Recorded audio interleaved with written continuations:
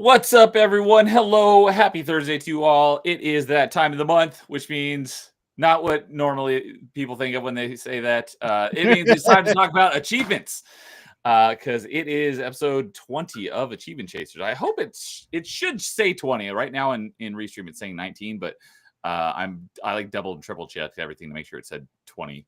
I don't know why it's saying that, but anyways, it's time to talk about achievements because. And for once, not for once, but for a first time in a while, dude has also a lot of stuff to talk about.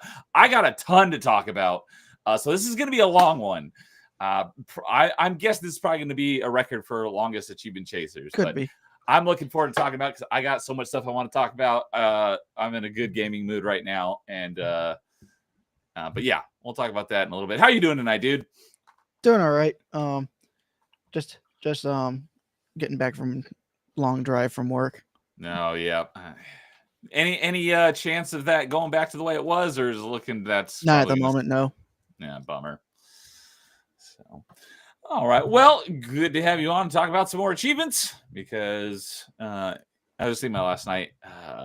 Like there are games that I do want to play, but not having achievements is definitely something that makes it go on the back burner.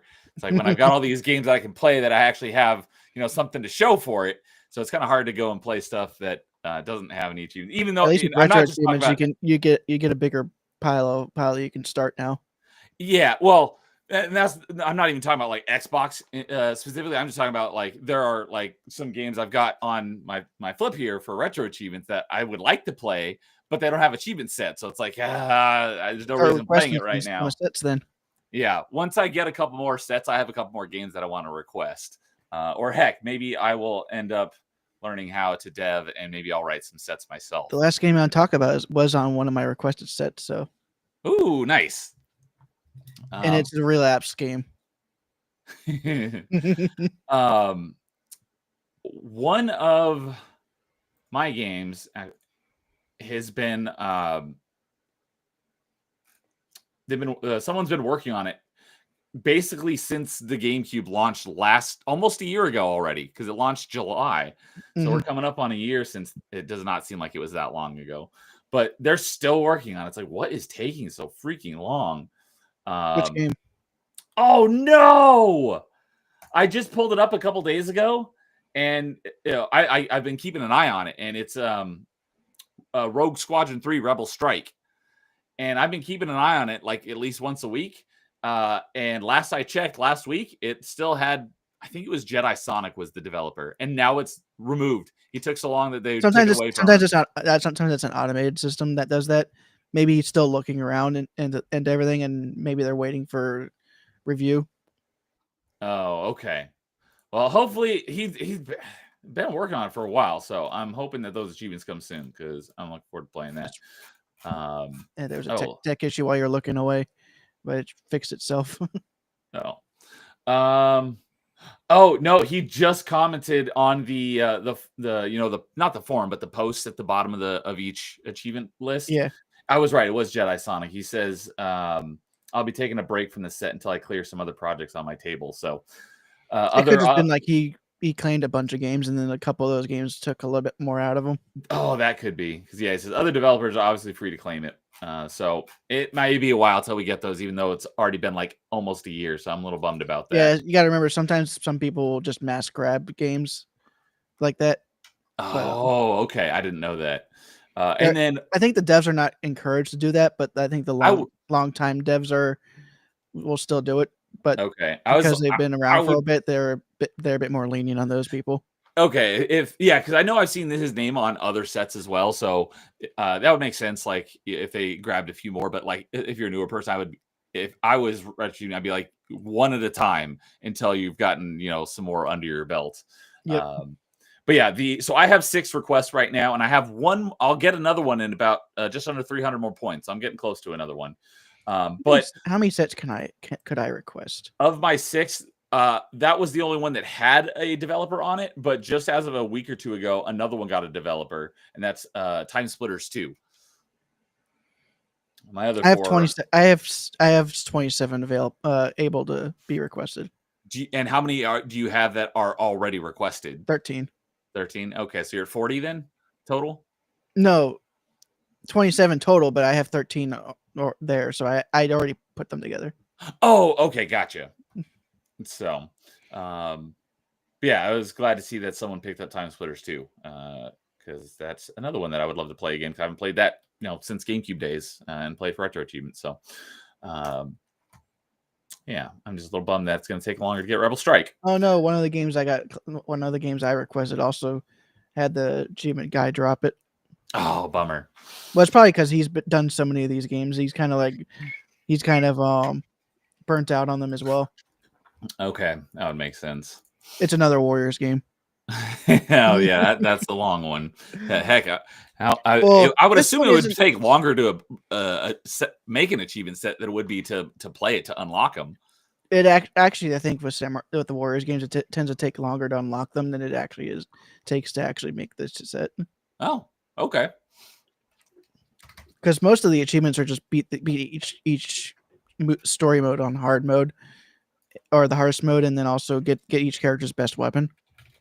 So it's like the idea is actually pretty simple. It's just actually getting to that point. Once you figure it out for one character, then it becomes easier to program the achievement for all the other ones. Pretty much, yeah. Gotcha. Or once you figure out how the weapons look like in the post game. Okay. Because it'll show you which weapons drop and whether or not which one you want to keep. Because there's like a certain amount of weapons you can keep per character based on each game. Like some games you can only have 4. Some games you can only have 1 per weapon. Because like there's like in Dynasty Warriors 3 you can only have 1 of each type, which is your first weapon, your second weapon, your third weapon, and then your best weapon. But you can only have 1 of each at a time. But in like later games, they usually in 4 there was no weapons because you just leveled up your weapon. In 5 they went back to you picking up weapons, and you're allowed to have. Can't remember how many you could have. I think it was around 4 or 6, but all your weapons were in those slots, and you just switch out which weapon you wanted based on how they dropped, and which one you want to get rid of. And 9 times out of 10, 99% of the time, you always wanted to grab the best weapon, anyways. In 5. Yeah, I would assume so. Okay. Well, since we're already on the topic, you want to go ahead and kick us off with your Dynasty Warriors? Might as well, so I'll go ahead and pull up I finally finished Dynasty Warriors 5. And once you finished that first disc, you flew through the second one. Yeah, I flew through the second disc. Like, I did this entire disc in 1 week. Because there's only when it comes to the content that's similar to what's in the original game, they only added like 18 new maps, and there's like 3 or 4 characters that are put on each map, and pretty much the achievements were beat each one of those maps on the hardest difficulty, and you just pretty much take what you took from the previous game and use what you had because this is treated as an expansion. So right, whenever you finish with this game, you could then load this game up and it'll actually duplicate the save into the Extreme Legends version. Yeah, so you're not starting from scratch, right? Yeah, you're not starting from scratch. So for those 18, that would suck. So for those 18 missions, I pretty much just had to reuse my knowledge from the previous game and only had to beat 1 level at a time, so it wasn't too bad. And then there was two new game modes. There was Destiny. I think it's Destiny mode that they brought back the creative character. But in this mode, you pretty much play through about 10 levels, 8 to 10 levels. I can't remember. Under an officer, you can even betray your officer and then join another's force, or you can or the strategist can come in and say, hey, you want to feign going over to the force, fight for them for a little bit, and then when it comes to a battle later, you betray the other group. So like you could do that. Right, makes me think of the orcs in Shadow of War. But except you were the orc pretty much. Well, sometimes the ones that were on your side would betray you.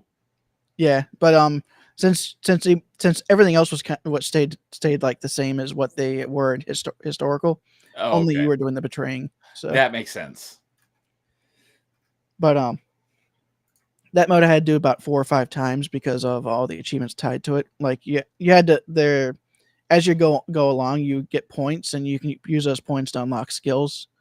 And there was an achievement for unlocking all skills in each of the trees, pretty much. So it took me a bit to actually get every single one of those. Then there's also one for unlocking all the armors. Most of those were just playing the game. Okay. One of them was actually playing a level so poorly that you get chastised for And an achievement for doing badly. it. Pretty much, yeah. That's funny. And then there was one achievement where as a single character, you had to play under all 3 forces. That was for an armor. Okay. So that was pretty much that mode.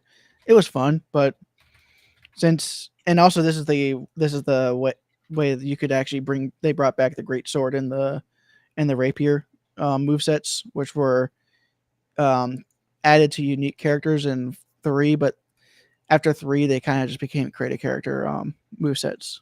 They weren't put on main character unique characters anymore. Okay. Because the 2 characters those were the guy called Fuji and a woman named Nuwa, and those 2 are added into the Warriors Orochi games as mystical characters because they're actually characters from much earlier in Chinese history. Oh, I think okay. Fuji was the first emperor of China or something like that. So by timeline wise, they should not have actually been there at this time in history. But they made more sense in the Warriors Orochi games because they made them mystical characters from the mystic realm. Okay, that makes sense. So they were part of the reason why everything was all the samurai and dynasty characters were able to mesh together. And then the last mode in this was the returning from Dynasty Warriors 4 Extreme Legends, which is the extreme mode, and that's pretty much the roguelike mode. Oh, as a roguelike mode. Yes. This roguelike mode was way easier than the previous one. Because but it also wasn't done in a way where if you died or decided to stop using that character, you wouldn't save anything like you would in Force.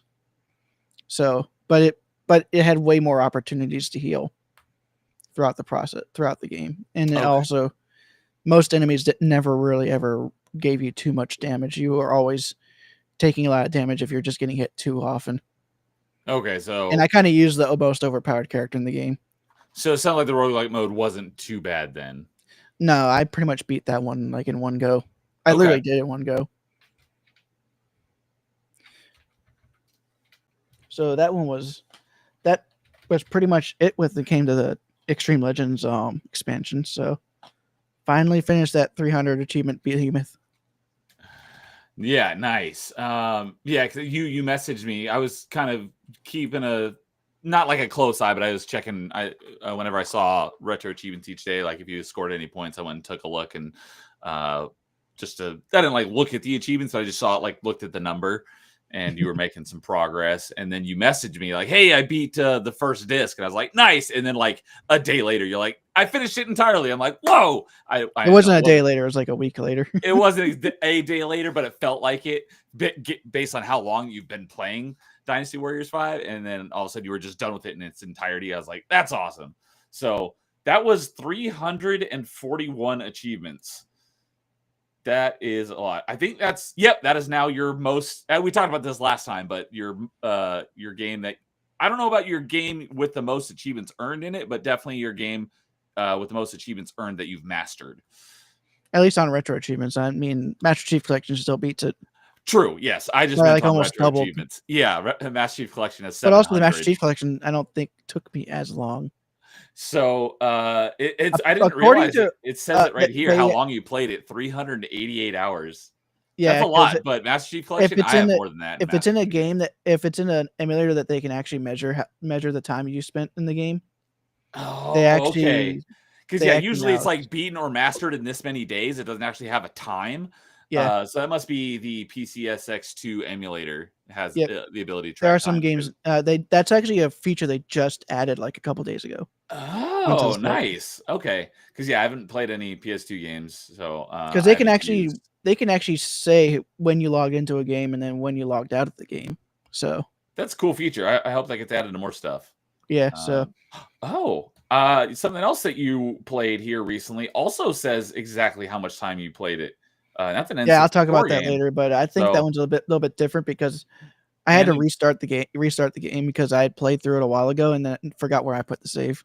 Okay, and So I had to replay the entire game. you have a Game Boy game or a Game Boy Advance game here as well that also tracks the That's time. the one I was Cool. talking about. So I have to go look at mine and see if any of mine have the actual time played. I hope to see this in more games or more emulators. That's awesome. But I might as well talk about the other game because I didn't get too much progress in this. Real quick, what's up, Nightmare? Good to see you tonight, buddy. Hope you're doing well. So, all right, what else you? I'll just talk about the game I'm streaming, and that's Ninja Gaiden Sigma. Still going through this in Master Ninja, but the reason why I didn't get too much progress is because for a week my computer had those streaming issues. Oh yeah. So because of that, I couldn't stream for a week, and then the next week I felt sick, so I just didn't want to stream while coughing and everyone's here. And then the next week it was the week that I was visiting my parents for my brother's wedding. So 3 weeks I wasn't really playing it, so I finally came back to it and took 2 more streams to get through that one ambush on chapter 7. Yeah, that one ambush took a while, but you finally got through What's that. funny is I don't even think this again. next one I got stuck on last night. I'm gonna get stuck on it nearly as long.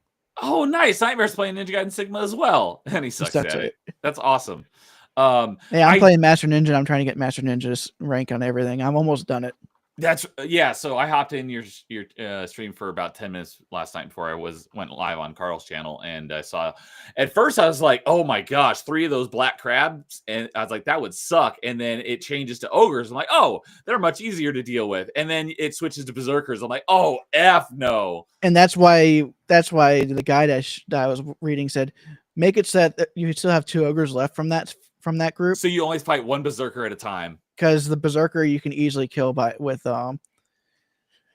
until you can just keep on counterattack spamming them. I noticed that was your strategy for the berserkers. What sucks is that the last time I tried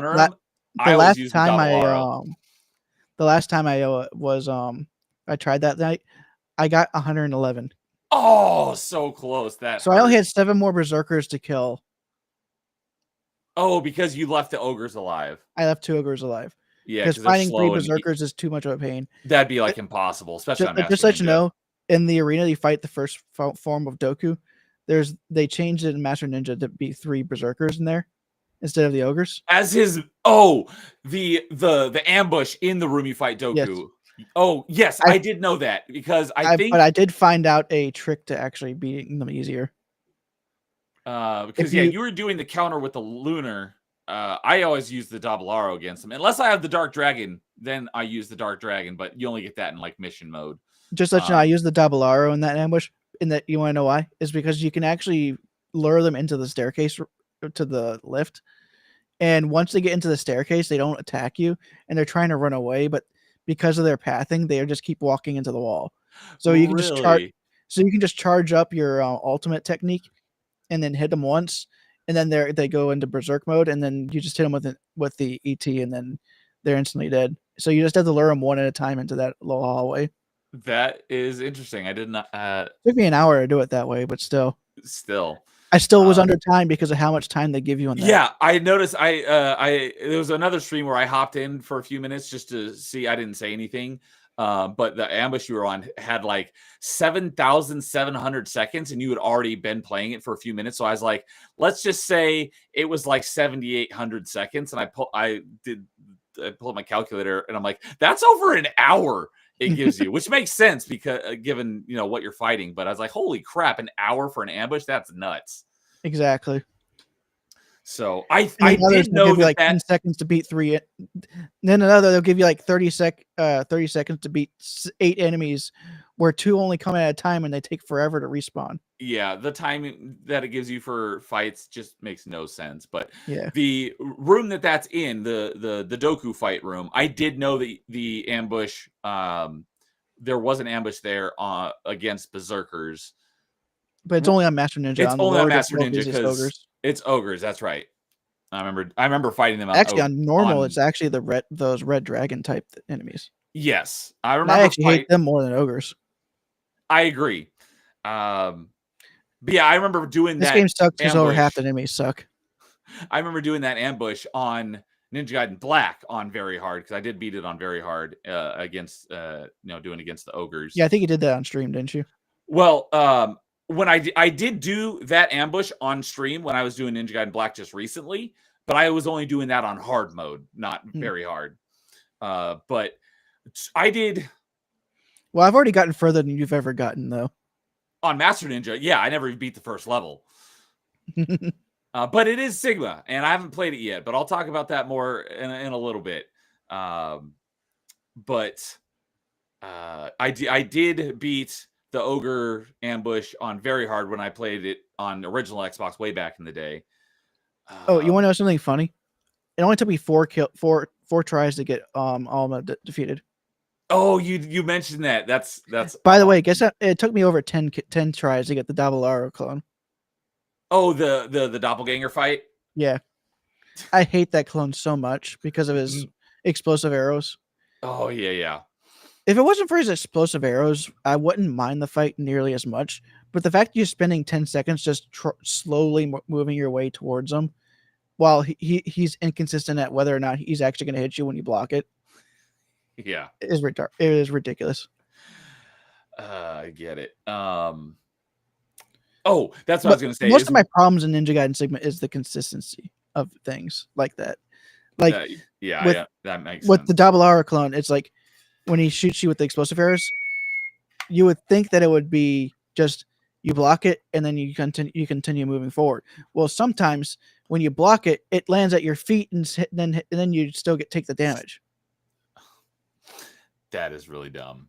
Exactly. I haven't fought that clone in a long time. So, but what I was going to say is when I did stream through my playthrough of Ninja Gaiden Black on hard recently, I'm pretty sure I did all of the ambushes, but 2 of them I didn't get credit for because I got screwed. The first one is the one in Alma's because I'll come back to it after Alma, and then after you beat Alma, you can't do it, so you have to do it before.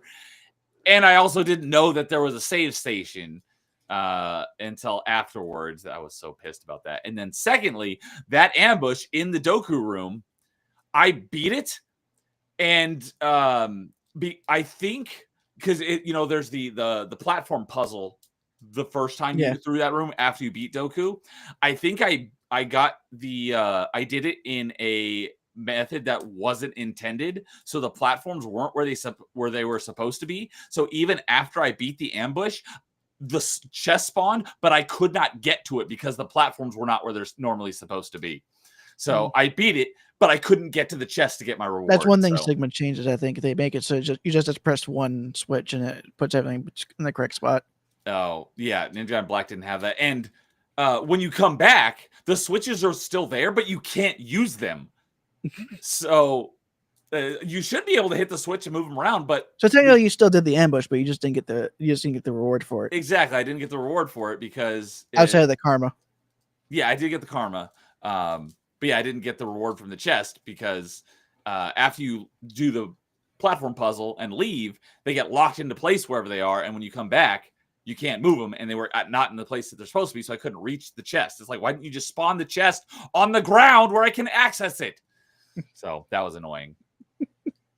So, or at least place the platforms in where they're supposed to be once you finish the ambush. Yeah. In the event that you solved it in a method that was different than the intended solution, make them the platform spawn where they were meant to be so that I can access the platform where the chest spawns. That freaking pissed me off too. So but Nightmare says I really liked Rachel. I do too, until they made me play as her. I have not played as her yet because she's not so bad once you figure out her trick. It's mainly just get a couple of essences around, flip to the other side of the map and then just start using her ultimate technique, using the essence. Okay. But yeah, I haven't played as her yet, but I will soon. And also, they keep sending me underground. I hate creepy underground levels. Assuming you're talking about the aqueduct is actually my favorite part of the game. I love the Actually, is one of my area. favorite bosses in the game. Yeah, Dragon Zombie. That's I actually do like that fight. So I just wish that the attack that he pushes his wings in and out had a little bit more of a telegraph. That's the only attack that I think should be changed. Agreed. Just to give you a chance to stop attacking. Every other attack he does, you have a chance of not attacking anymore. Yeah, and being able to cancel your attack and get out of range. Yeah. So. That's the only one that doesn't do that. And also the Bone Dragon is pretty good too. Yeah, I remember you saying that. So, but yeah, so you're working Alma would be better if she was more consistent. Yeah. Oh, yeah. Because both forms of Alma, it's like whether she actually takes damage and gets stunned is like a toss, a coin flip. Yeah, like I said, if it's more consistent with you being able to do damage to her, it would be a much better fight. Yeah, totally. So, and I'll be having to fight Wicked Alma hopefully on the next stream. Yeah. Oh, yeah. So back to your progress, because you've been playing through it on Master Ninja. You've got through that ambush that took you like 3 streams, so now you're making some progress again. So where exactly are you in the game at this point? Chapter 16 of 19. And where exactly is that? Have you reached the labyrinth yet? The next boss at the end of the mission will be Awakened Alma. So I haven't gotten to the labyrinth yet. Oh, the labyrinth is right after Awakened Alma. That's yes. Right. I was thinking that it was before. And it's more of a maze in Sigma because they have it with no roof. Oh, I was actually talking about like the little area right before you fight Spirit Doku, not the actual like inside the pyramid. But there's no inside roof the pyramid. You just fight 3 berserkers and that's it. Yeah, the inside the pyramid is pretty short. But I don't remember fighting any berserkers in there. But in Sigma, it's the first time you fight against berserkers, and you fight them one at a time. Oh, okay. So. But that's actually in the next mission, and that's when you fight Ghost Doku at the end. And then mission 18 is the one where you technically do the boss gauntlet. Oh yeah, that I got stuck on that part on my streaming playthrough. On very hard and Master Ninja, they changed the 2 bosses that you fight. Or you're not fighting 2 at a time, are you? No, you're still fighting 1 at a time. Okay. One of them is actually based on Alma, though. Oh, that's right.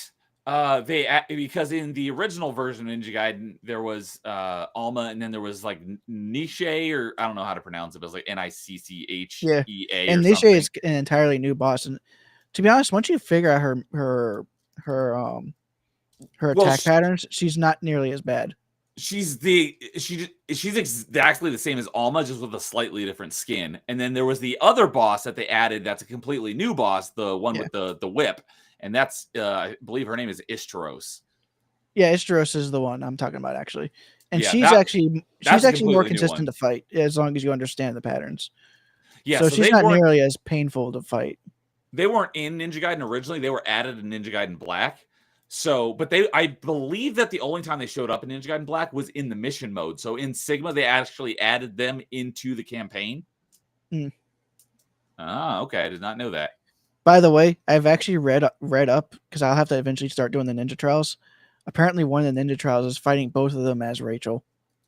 Oh goodness! Because I did do in Ninja in the Ninja the mission mode in Ninja Gaiden Black. There is one set of missions where you fight 2 bosses at a time, and basically the double Alma fight. There was one where you fight Alma and Morbius or Mobius or whatever that guy is, the goat guy with the wings.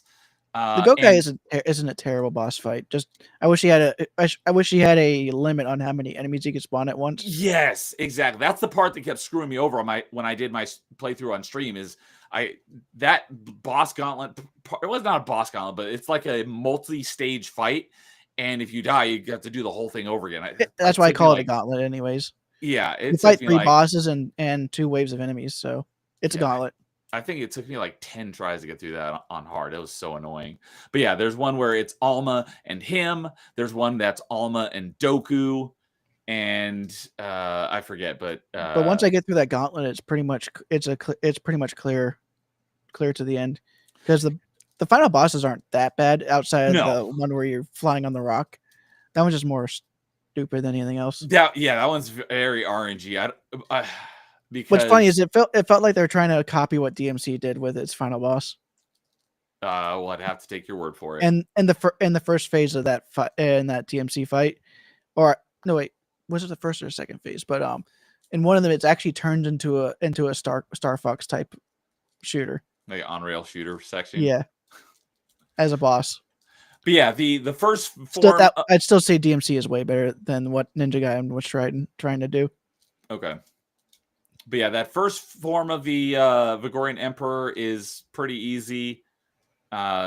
Except for, those stupid lasers are really difficult to dodge. The second form, where he's the Tower of Skulls, that one's even easier.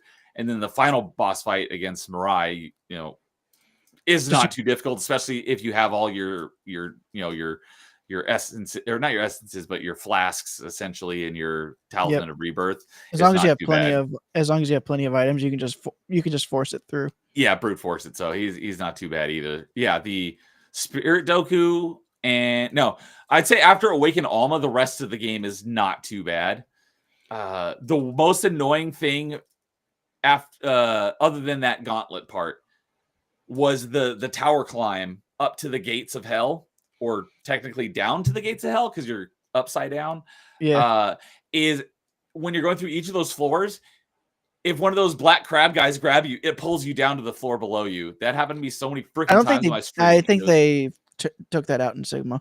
Oh, thank goodness, because that was so annoying. Because not only does it, although I have found that using explosive arrows on those guys is actually not a bad idea. Okay.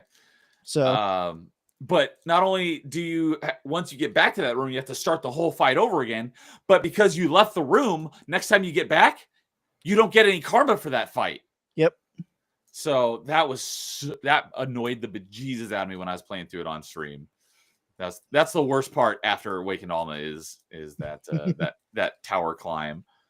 But got Alex B in chat. What's up, Alex B? I don't think I've ever seen you before. Welcome. You guys keep it up. Well, we will. And Snap's here tonight. What's up, Snap? How you doing? Hope you're doing well tonight. So, all right. So you're working on Ninja Gaiden Sigma. Yeah. And I'll probably still be working on that for a while, because those if those Ninja Trials are anything, they're going to take a while.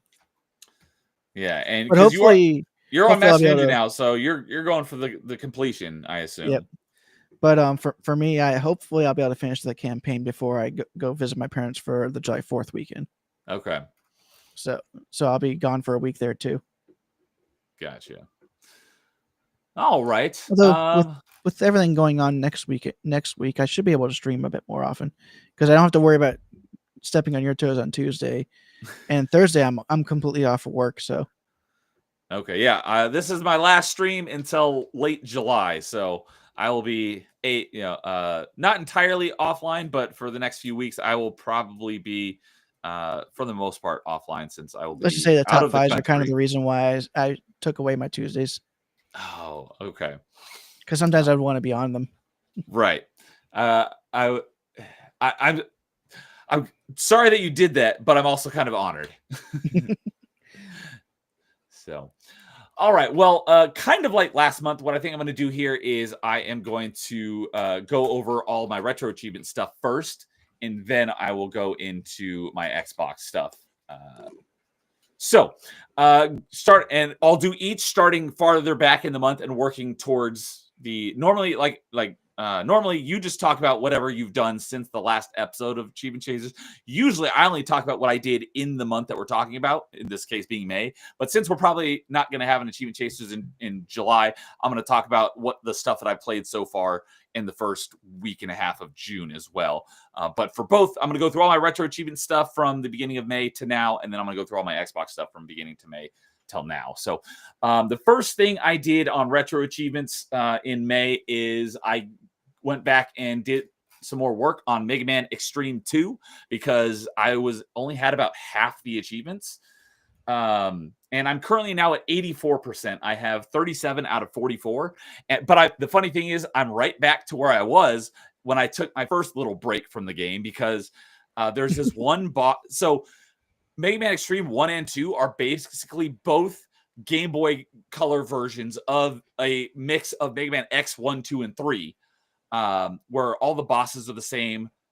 In Mega Man Xtreme 1, all the levels are basically identical to their Mega Man X versions on Super Nintendo as well. However, on Mega Man Xtreme 2, they took inspiration from the original levels, but some of the levels are actually different than they were on the Super Nintendo versions. But all the bosses are still the same, except for one. They added one boss at the end of the game, the second to last boss, and this is literally one of the worst designed Mega Man bosses of all time. Up there with Yellow Devil or the Yellow Demon, whatever that one is. That's one of the worst Mega Man bosses of all time. And what it is this two-faced tank, and it moves back and forth, and it's shooting at you constantly. And there's almost no room in this fight to move around because this tank takes up like 80% of the screen and just moves forward and backwards. And the only place you have to move is there's a little hover block, a vertical block that just goes up and down.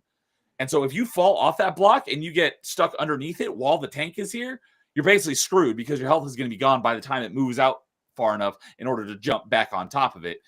And the little thing when you're standing on top of it, you can hit the top face, but it doesn't go low enough to actually hit the bottom face on the tank. So you have to jump off of it in order to shoot the bottom face. Literally one of the worst designed Mega Man bosses ever. I don't know why they threw this into this version, especially when it's a Game Boy Color game.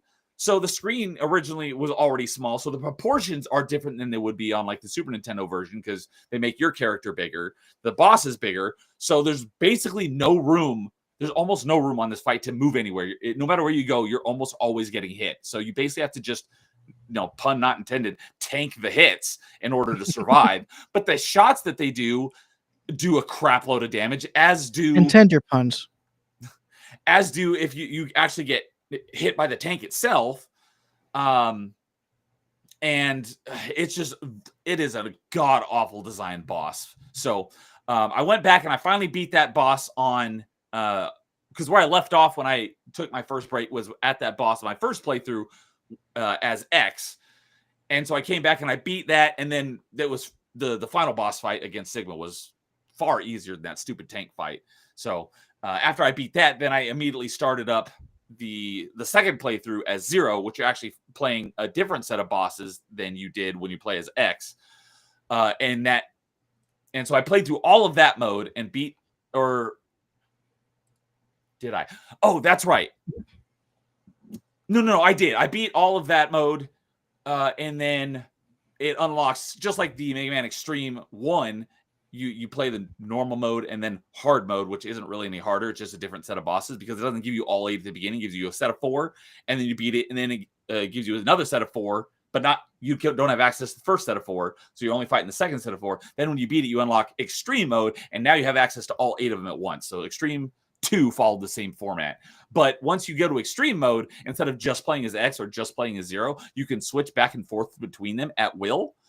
The thing is that the upgrades that you collect, like the health and the sub-tanks and stuff, only apply to the character that you were playing when you picked them up. And the weapons, too. So you can't get all the upgrades with both characters at the same time. So it does help in that when you're fighting a hard boss, you can switch to the other character and you basically have a whole nother bar of energy because you don't take, if you take damage, it doesn't damage both of you, only damage whatever one you're playing as. But when you switch to the other character, unless you're specifically switching back and forth between them as you play through it, I got all of my upgrades on X, and then I switched to Zero, and I have 0 upgrades. Pun intended.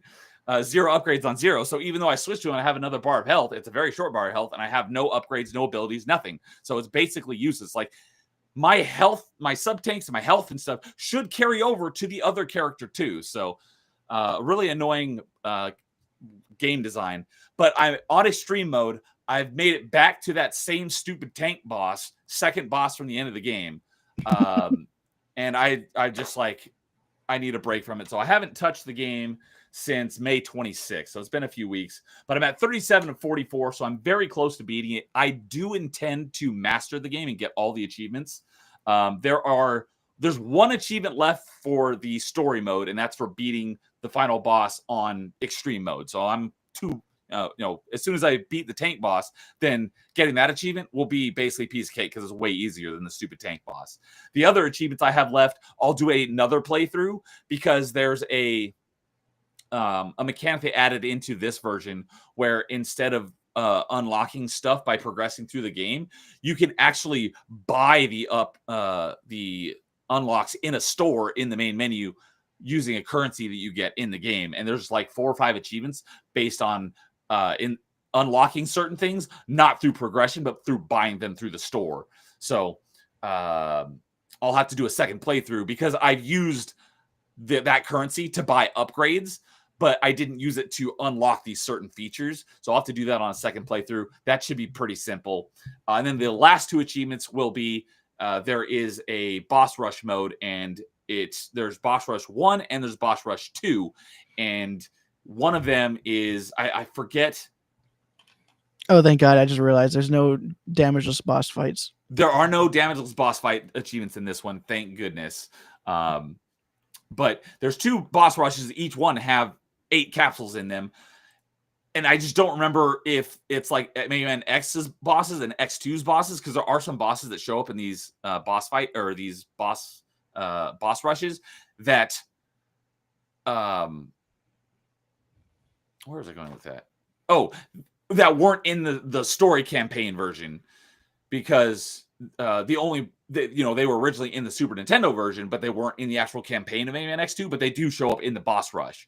So I forget. I've looked at the picture, but it's been a few weeks, so I just don't remember what the bosses are, whether they're all X1 or all X2, or it's some X1 and X2 and some X2 and X3. I don't remember. But there's an achievement for each one of those boss rushes for beating it under 4 minutes and 4.5 minutes. So I've not tried to do that. I've not even made an attempt at it yet, so I don't know how difficult that will be. But I don't think it should be too difficult. So I do plan on mastering Mega Man Xtreme 2. I just don't know when. I would say that I'll probably master it sometime this year, but I don't know exactly when that'll be. But yeah, let's see here. So that about covers Mega Man Xtreme 2. And the next thing, kind of briefly, is I got back to playing a little bit of Smash Melee because, as mentioned before, it's one that I did have marked as beaten, but then they changed the requirements and I didn't have the new requirements. So I lost my beaten status. So I was like, all right, well, let me go get that re-beaten status. I still do not have the re-beaten status, but I did make some progress. So I did get a total. Come on, you want at least get all those trophies. Did you ever? You still haven't mastered it yet, have you? No, I have not, and it's because of those 2 playthroughs of All-Star mode. Yeah, I was gonna say, I think you still have like 2 or 3 more achievements left. You're really close, but I'm currently at 74 of 338, and I played it for a couple hours one night, and I got 12 more achievements. And most of it was in Multi-Man Melee because I had not even touched Multi-Man Melee, and there's like 3 or 4 achievements in Multi-Man Melee that count towards the beaten status for Smash Melee. So I did all but one of them. The only one I haven't gotten so far that counts towards the beaten status is the 15-minute Melee, and I got to like 36 seconds left, and then I died, and I was freaking pissed. I'm like, screw this. I'll come back to it later. So that's now the only one I have left to reacquire my beaten status for Smash Melee. But a couple of other achievements that I got while I was working on it is I unlocked a couple more characters. I unlocked Falco and I unlocked Marth. I unlocked Marth, and then I unlocked Roy, and then I got a couple of miscellaneous achievements. So I jumped up another 12 achievements in Smash Melee. Only played it one night. I was hoping to re-get my beaten status on that one, but I'm not there yet. But I will get back to that one soon-ish. Yeah, all my achievements left are in Smash Melee is all related to All-Star mode. Like, I have to beat it with Marth on normal or higher, but I did beat it on a lower difficulty just so I could get the trophy for him. And then the complete All-Star mode on very hard, complete All-Star mode on hard without using any healing items, and then complete All-Star on very hard without using a continue. Yeah, that's nuts. I don't know if I'll ever get those ones. By the way, the one for beating very hard without a continue, that's 100 points. Base. Oh, wow. That better be worth a good amount of points, because that's a tough one. Those achievements alone, I probably won't ever master this one, but we'll see. You can definitely make a lot of progress on this one. Oh yeah, like I said, I'm only at 21%, so I will get to the point that you're at where I'll have just a couple achievements left. That will happen. It's just so many. My biggest gripe is just how long it takes to unlock characters, because most of them are like for playing 500 matches of versus and stuff. Oh yeah, that's for Mewtwo only though. That's just really annoying. I wish you unlocked it through a campaign mode like Subspace Emissary and Brawl. That would be much more enjoyable. So. What's up, Bliss? Haven't seen you in a while. Hope you're doing well tonight. Mewtwo is one of the only characters that doesn't have like an actual alternative way of grabbing him. Right. Every other character does. You can get it through versus, or you can get it through some other method. But yeah, Mewtwo is only through like 1,000 matches or something stupid. So for Mewtwo, it was like, I think it's like 700 or 20 hours. That sounds right. And the thing is, though, with the 20 hours, you could actually hook up 4 controllers. I read about that. It counts how many characters are playing. It counts the time for all of them combined. So you could do 4 players at once, and instead of it being counting, you could do 4 hours worth in 1 hour. Yep. So maybe I'll have to try that at some point. We'll see. Because then you could and apparently you can also use Turbo to shorten it even more. Oh yeah, speed up the game. You could do that as well. I remember reading that. I don't know if I'll do that. We'll see. But that's my biggest thing, is because I don't even have all the characters unlocked. If I just had all the characters unlocked, I would make a lot more progress from just playing through each of the modes as each of the characters. Because there's, like 25 characters, and there's 3 achievements for each for just beating Classic, Adventure, Technically, and there's 4 for each. 4, because... Once you get all 3 of it, unlocks the 4th one. Classic, Adventure, and then All-Star. And then there's one for getting all 3 of those trophies. Right. It automatically unlocks. So technically it's 4. Right. I'm just saying, if I had all the characters, I could play through each mode as each character and make, good progress at a steady pace. And the fact that I have to work to unlock the characters just to do that is a bit dampening my spirits on playing it more. Especially since I already, like we said, like a year ago, if I was able to import my GameCube save and have all the achievements unlocked retroactively, I'd already have basically all the achievements. Yeah, but you gotta get it on your own again. Yeah. So, yeah, I'll get back to some more Melee later on this year. So, another thing, because if you're doing it correctly, you're also getting 2 achievements per per character for doing it like on normal without using continue, and the one for just beating it. No, just character. No, you just had to do it on normal. Well, on adventure mode, it actually for classic and normal, it's just beating it. It's just the second one is beating it on hard with 2 stocks or less. You can still continue on classic and adventure. You can continue. I don't think I realized that. Yeah, because the achievement is complete adventure mode with so and so on hard difficulty or higher, 2 stocks or less, player 1 only. Okay. There's nothing that says anything about continuing. Okay, that is the opposite of disheartening. That is heartening, because then that would make it much easier. The one that has no continue is the All-Star mode on normal. So okay, I didn't realize that, or I had forgotten that. So I mean, it'll still be annoying and frustrating to get through, but the fact that you basically can do it, retry as many times as you want is nice. Yep. So it's only the All-Star mode that you can't continue. Yeah. So, all right. So another thing that I did a little bit, because a lot of, the main games that I've been working on for retro achievements is Mario All-Stars, which I'll get to that in a little bit, and Donkey Kong Country.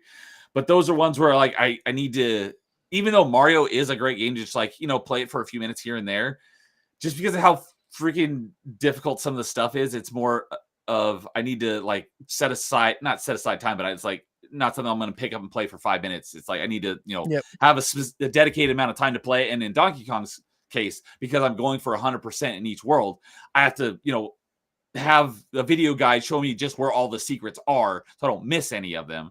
So it's more I need to be focused on it, not just play it for a couple minutes here and there. Yeah. And the only things you have to do in one session is getting all the Kong letters in each world. Yes, I will be talking about that later. But because those are games that like they take a bit more focus, like I want to start a game where I can just pick it up and play it for a few minutes here and there. It's not going to take a lot of time. And then, get out, and it's not like there's any story to worry about. So I started up one of my favorite shmups from back in the day, and that was Aero Fighters. So it is, I've forgotten how hard this game is, but it's a shmup from the 90s, so of course it's difficult. I currently have 11 out of 30 achievements, so it doesn't have a whole lot of them. And there is an achievement just for beating the game as each of the, when you first start out, there's 4 pilots, but I think there's a couple of secret ones you unlock because there's a couple of achievements for beating the game as these characters that I don't have available. So I haven't looked into the requirements to unlock those characters. Looks like there's 8. But there's like eight characters in total. So that's 80 achievements right there. I haven't even been able to beat the game once yet, but there is an achievement for beating each of the stages. And I think that there's like 8 stages, and I think there's 7 or 8. And I've got the achievements for beating like 6 of them. So I've gotten most of the way through the game, but I haven't beaten it yet. But that's just one that I wanted to, I can pick at here and there a little bit, see if I make progress and beat the game, because it's, pretty fast paced, and, I can pick it up and play it for a few minutes and don't have to really like focus on it too much. I mean, it is difficult in that it's a one-hit death shoot 'em up. But there is an achievement for beating the game on the hardest difficulty, though. Yes, this one I do not plan on mastering because there's a couple of achievements for beating it on hard, beat endurance mode on hard, and beat the game on super hard. I don't think I'll ever get those, but I do plan to get basically everything except for those. So I should have 25 or so of the 30 achievements when all is said and done. I just need to get better at it and be able to beat the game so I can consistently make it through with each of the characters. And once I can beat the game as each of the 8 characters, I'll have most of the achievements. But yeah, so that's another one I've just been, piecemealing, play a little bit here, play a little bit there. And it's a great shmup. It's so annoying because I played so many other shmups since. And it's like, why is this shmup from the 90s just so much better than a lot of these shmups that I've played that are more recent than this? Because this, this is a Super Nintendo game. Let's see here. When did it originally release? It released in 1993. And I played, shmups that have come out in the last couple of years that are nowhere near as good as this. So it's been fun. And my favorite character, because each of the, unsurprisingly, each of the characters has a different jet. There's a British guy who flies the Harrier. There is the Japanese guy who flies, I don't even know what type of jet it is. I'm not sure if it's a real jet. But the Swedish guy who flies, because they don't actually say what the American guy flies an F-18, which is a great jet. I love that jet because I do love jets, like in real life. He's probably my second favorite character, but the Swedish guy who flies the jet it's based on, I forget what it's called. But the Swedish guy is his jet is my favorite of the 4 characters that I've played so far, because each of them have a different like spread pattern to their shots, so their bullets behave differently, and the Swedish guy's jet is my favorite. So all right, I think I'll do one more here and then I'll go back to you. So as mentioned, Super Mario All-Stars is the other one that I've been working on. I started that in late April, and I got through a few worlds. So at the beginning of May, I had beaten up through World 3. So it took me, let's see here, on May... Oh, sorry, I beat World 3 on May 2nd. I didn't beat World 8 until May 15th, so nearly 2 weeks later, because World 8 is such a load of crap because the final level, there are 0 upgrades in the final level. So the only way to make it easier on you. Oh, Bliss is sorry, I missed that. Bliss. He's looking He up just the chat, posted it. saying the Saab AJ37 Viggen. Thank you. I appreciate that. That's the jet that the Swedish guy in Aero Fighters flies. That's my favorite one in that game. So I appreciate that. Thank you, Bliss. But World 8, specifically 8-4, because each world is 4 levels, and the 3rd level is the Bowser Castle level. Level 8-4 has no upgrades. So you can carry your upgrades into that level from the previous level, but if you die or lose them, then there's no way to get them back. And you have to beat that entire level without getting hit because you're small Mario by default. Yep. And right at the very end of the level is a hammer bro, immediately followed by Bowser, who also spams hammers and fireballs. So just getting past that hammer bro is a pain because normally they jump up onto a level above them, and then you can hit them from underneath. This hammer bro is on the ground. Nightmare. This hammer bro is on the ground. So he doesn't jump up on anything. And because of how random his hammers are, you basically can't jump over the hammers or him. Because if you throw the hammer, they'll hit you. Or if he jumps, he'll hit you. So you have to go underneath him. But because the acceleration speed of Mario is so slow, and his jump is it takes like less than a second for him to jump and come down. Actually, what's funny is that his acceleration speed in first Mario Brothers is actually faster than Sonic in his games. That is funny. But his acceleration speed is so slow that you have to predict when he's going to jump. So you basically have to commit before he's even jumped. And hopefully he does jump and you can make it underneath him. But if he doesn't, you run right into him and you die. And you have to go through the whole level over again. Yep. If there was just one upgrade so I could tank the hit and then move on to Bowser, it would be so much easier. Or then if I had one upgrade, then I could work on getting past the hammer bro and then tank a hit on Bowser to get to the axe to drop him into the lava. But there's no upgrades. So it is just that level 8-4 is just such a pain in the butt. It literally took me probably nearly 100 lives to beat it. Thankful. The one saving grace is that because you only start out, I think, like if you lose all your lives, you start out the world at, I think, with 5 lives. One of the saving graces is that you can get an extra life and then save and quit. And there's an extra life at the very beginning of level 1-1. So I basically just went and got that extra life, save, quit. Got that extra life, save, quit. Till I had I usually kept it around 30 lives. And then you could just go and play the world that you wanted to. And even with 30 lives, it took me 3 or 4 attempts using all those lives to finally beat it the first time. It was so frustrating. But there's an achievement for beating the game without dying. Yes. So, and then when you beat it, you unlock the loop 2 or whatever, which is hard mode. Fortunately, it's not really that much more difficult. It doesn't change. The only thing that changes in loop 2 is that some of the Koopas turn into the black shells, which means they're impervious to your fuzzy fireball. beetles. Okay, that's the only difference, is that some of your enemies you can't kill with a fireball. You can only get them by jumping on them. So it's not that much difficult. So I burned through the second loop. I got stuck on 8-4 again, but nowhere near as long. And I beat 8-4. So now I've beaten it through both loops. I only have 2 achievements left in Mario 1 because I'm playing All Stars, which has 4 Mario games in it. So the only achievements I have left for Mario 1 is beating the game without dying and then beating the game in the shortest possible route, which is using 1-2 to teleport to 4-1, beat 4-1, and then there's another warp in 4-2, which can take you to 8-1, and then you have to beat World 8. I have made a couple attempts at it, but I didn't beat it, but I got really freaking close. I do plan to get that achievement, but beating it without dying, I don't think I'll ever do that one. We'll see. But after that, I did start Lost Levels. And I'm stuck on either 2-1 or 2-2. There's this one spot where first of all, you have to hit an invisible block in order to create a platform to jump on to get to this higher part.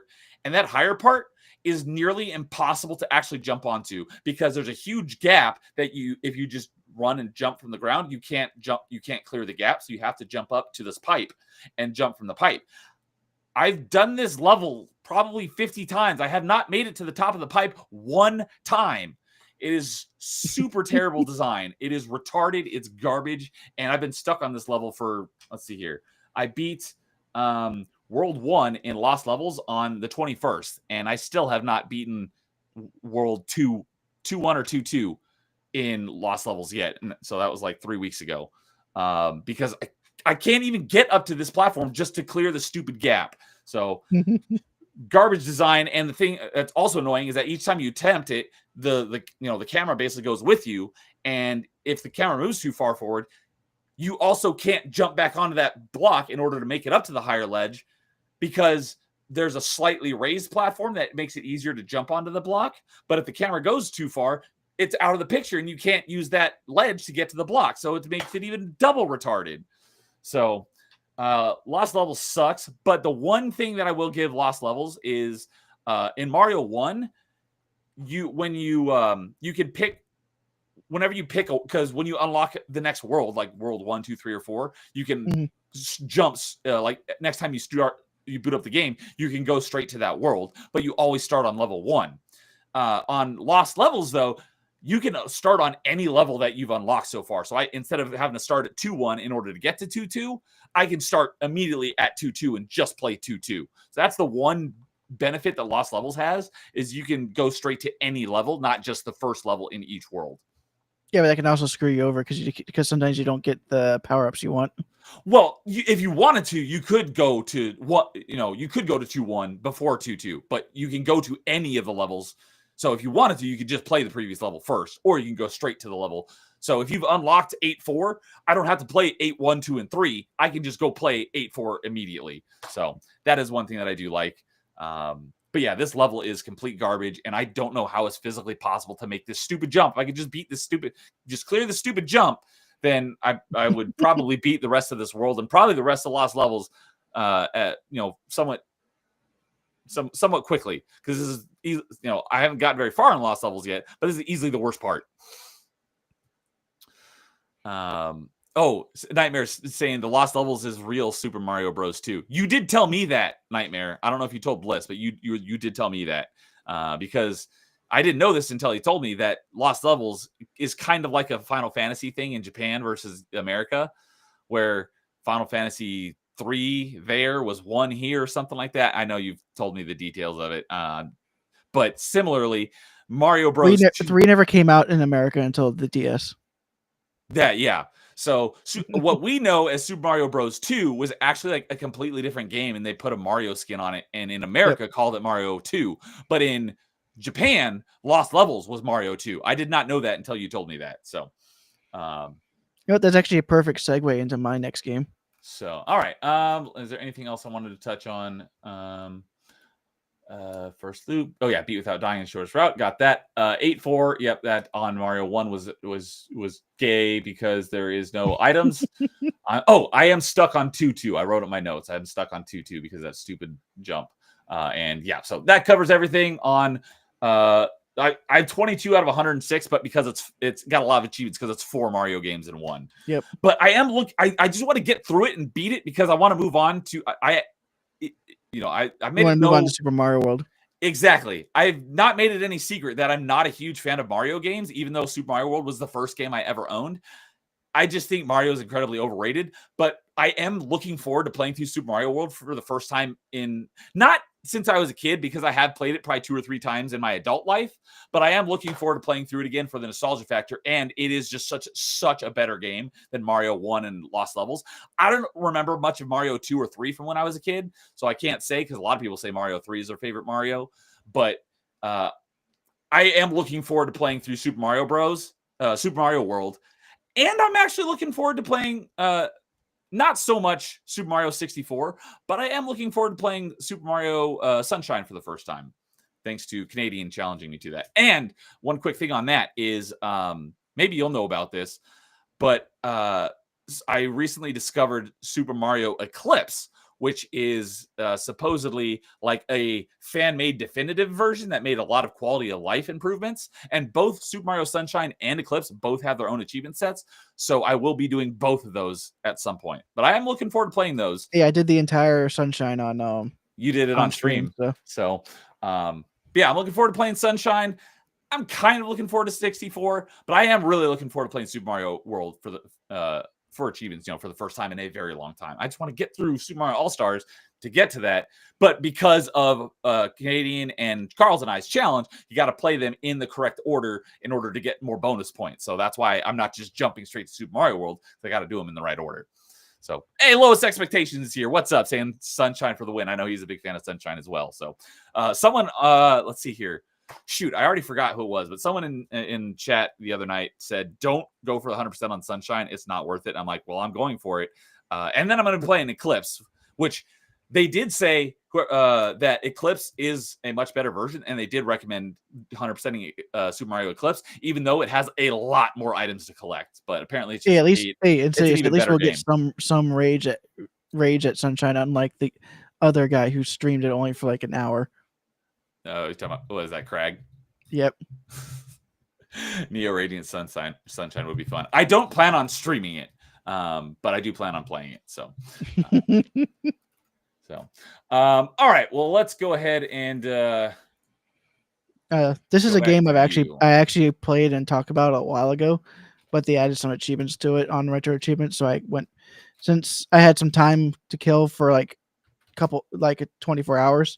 I just said screw it and played 2 games that I needed to do the same thing for this for, and one of them is, of course. Oh, speaking of Mario, that's why you were saying it's a good segue. Yeah. So they added they added an achievement for each of the castles where you had to beat each castle without getting a power up and staying as small Mario throughout the entire thing. Oh, by the way, if you got to a checkpoint, you had to go back to the main menu and go back in. Well, what do you mean? Aren't checkpoints unavoidable?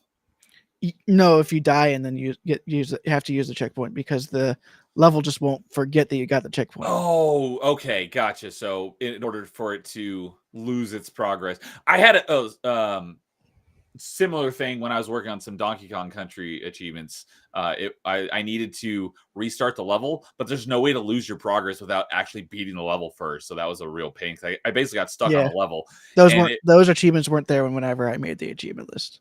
Okay, those were added later. But that was pretty much all of a lot of the one set of the achievements they added to this, and that took me like an hour. So this is one that you already had the mastery. Then they added more achievements. You just had to go back and get the mastery again. Yep. Gotcha. Okay. So I still had the mastery because the way the system works is that if they add achievements, you add the mastery, you'll keep the mastery. Right. But other than that, it was mainly just beat certain bosses as mini Mario, and then beat the secondary castles with Bowser Jr. at the end without dying as small Mario. Okay. So most of these weren't difficult, and like I said, I think I did them all in about an hour because I got the first achievement at 8:18, the last achievement at 10:34, but I think I ate in the middle of all that. So so you got them all in like 2 hours? Yeah. And so how many was that? Because I'm looking at it, and there's 112 achievements total. How many were added that you needed to reacquire? Well, there was 19 for that set. Okay. 30, 31, 32, 34, 35. And there's 35 for all of the bonus games that they added. By the way, okay, so that's a good chunk of achievements. Was that? Yeah, they added a bunch because they also added a bunch of achievements to the mini games that you could do in multiplayer. But most of these achievements were tied to the touchscreen. So some of them were a pain in the butt on PC. So I ended up downloading the RetroArch onto my phone and playing some of these mini games on my phone. Oh, does it recognize the touchscreen? It does on your phone, yes. Nice. I did not know that. So for touchscreen intensive games, it might be better to play them on your phone than on PC. Okay, that's good to know. Although I still think that Metroid Prime would still be better on PC. Oh, Prime Hunters. Yeah, Prime Hunters. Yeah, I've Too many buttons for that one to actually be playable with on a phone. so since we're talking about, 'cause I was going to start playing it on Metroidvania Monday, but because I couldn't get it working in the way I wanted it, I put it off. So I will be doing it for Metroidvania Monday eventually, but You're never going to get it perfect because it's meant to be played with the touchscreen. well, the thing is there is an emulator that it has a specific configuration for Metroid Prime Hunters, so you can map all of the touchscreen features to a button. And that emulator also supports retro achievements. The problem is the emulator itself.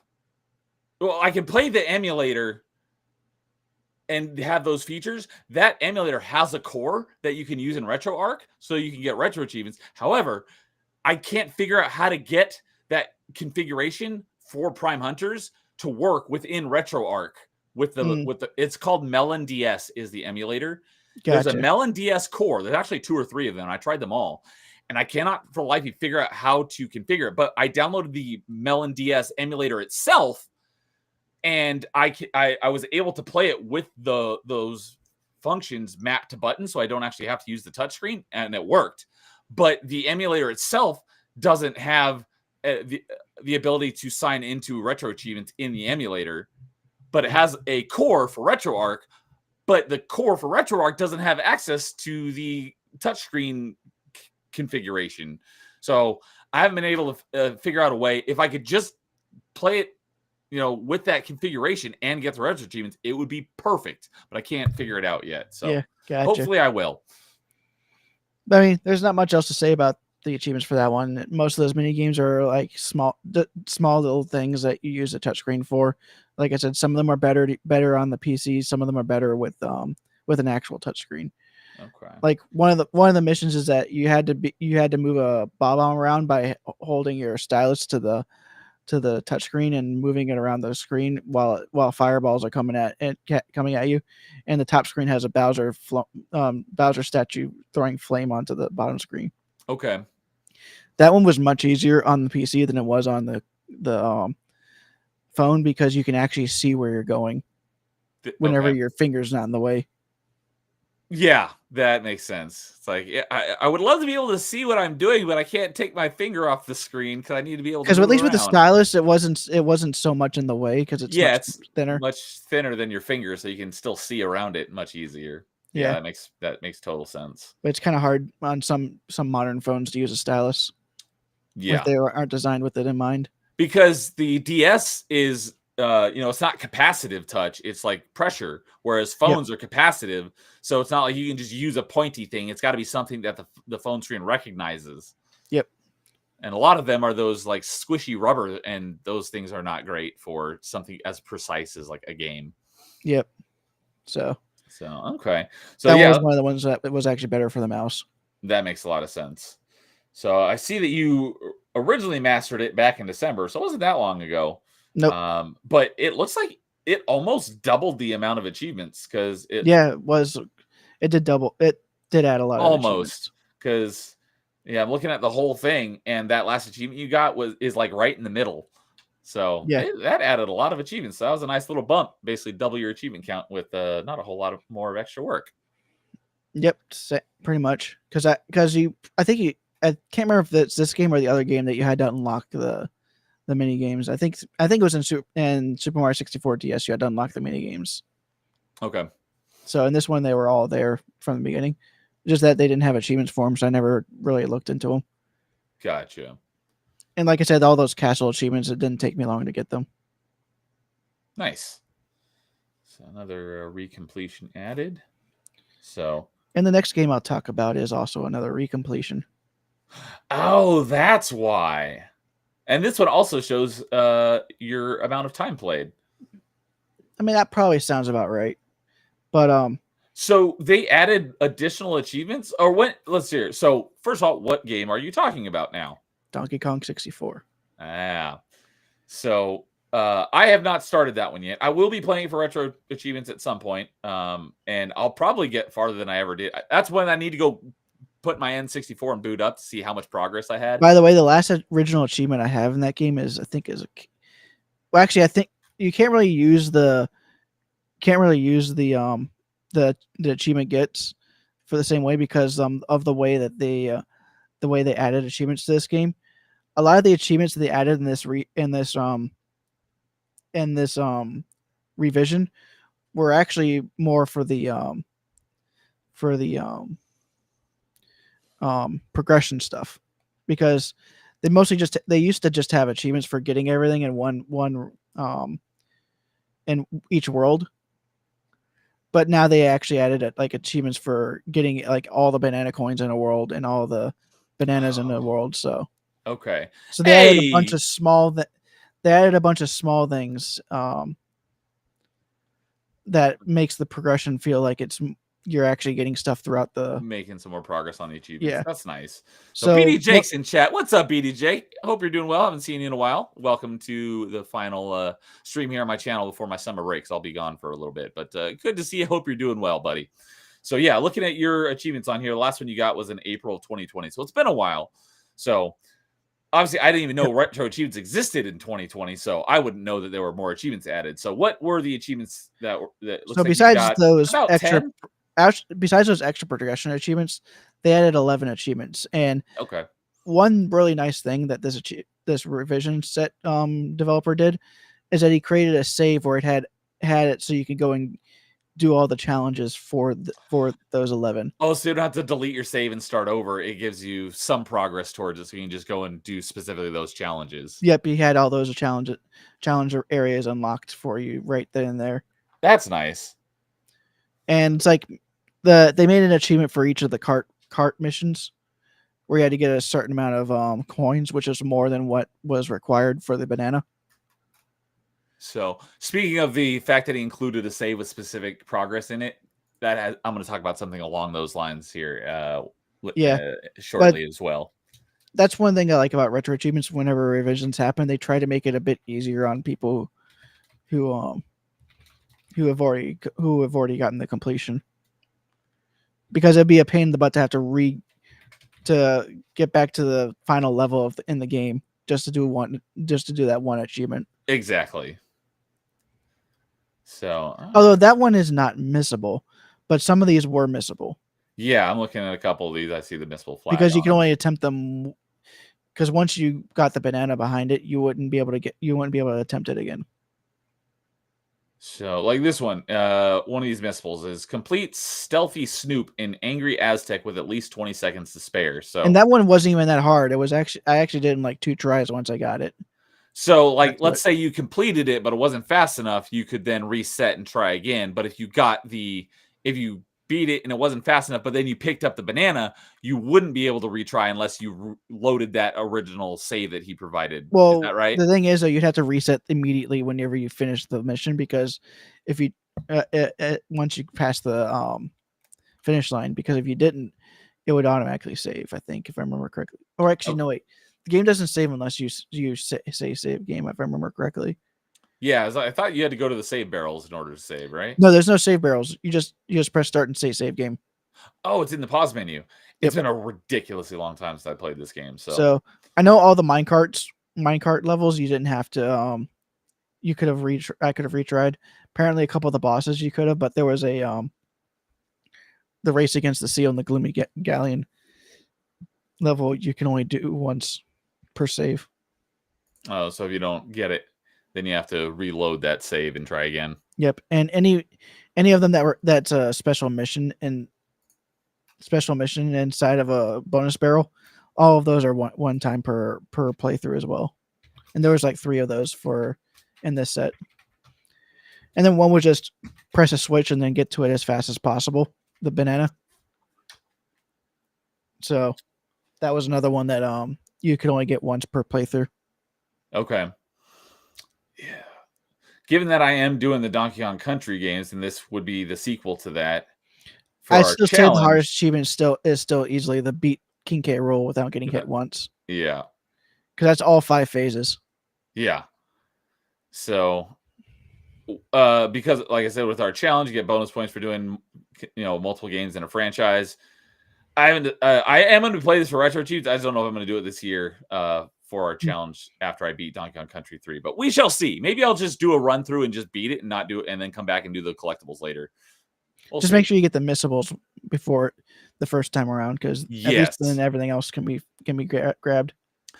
That's probably what I'll do. Is I'll probably do a playthrough of it after I beat Donkey Kong Country 3, and I'll do that, and I'll just make sure to grab all the missables, and then I'll come back to get the 100% later on.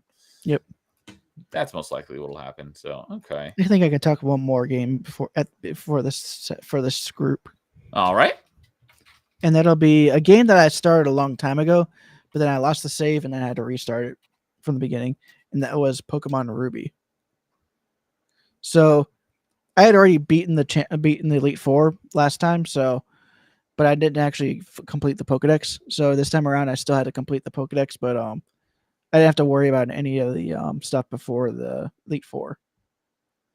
Okay, yeah, I'm looking at, and looks like your last achievement was in July of 2019. So it's been a while.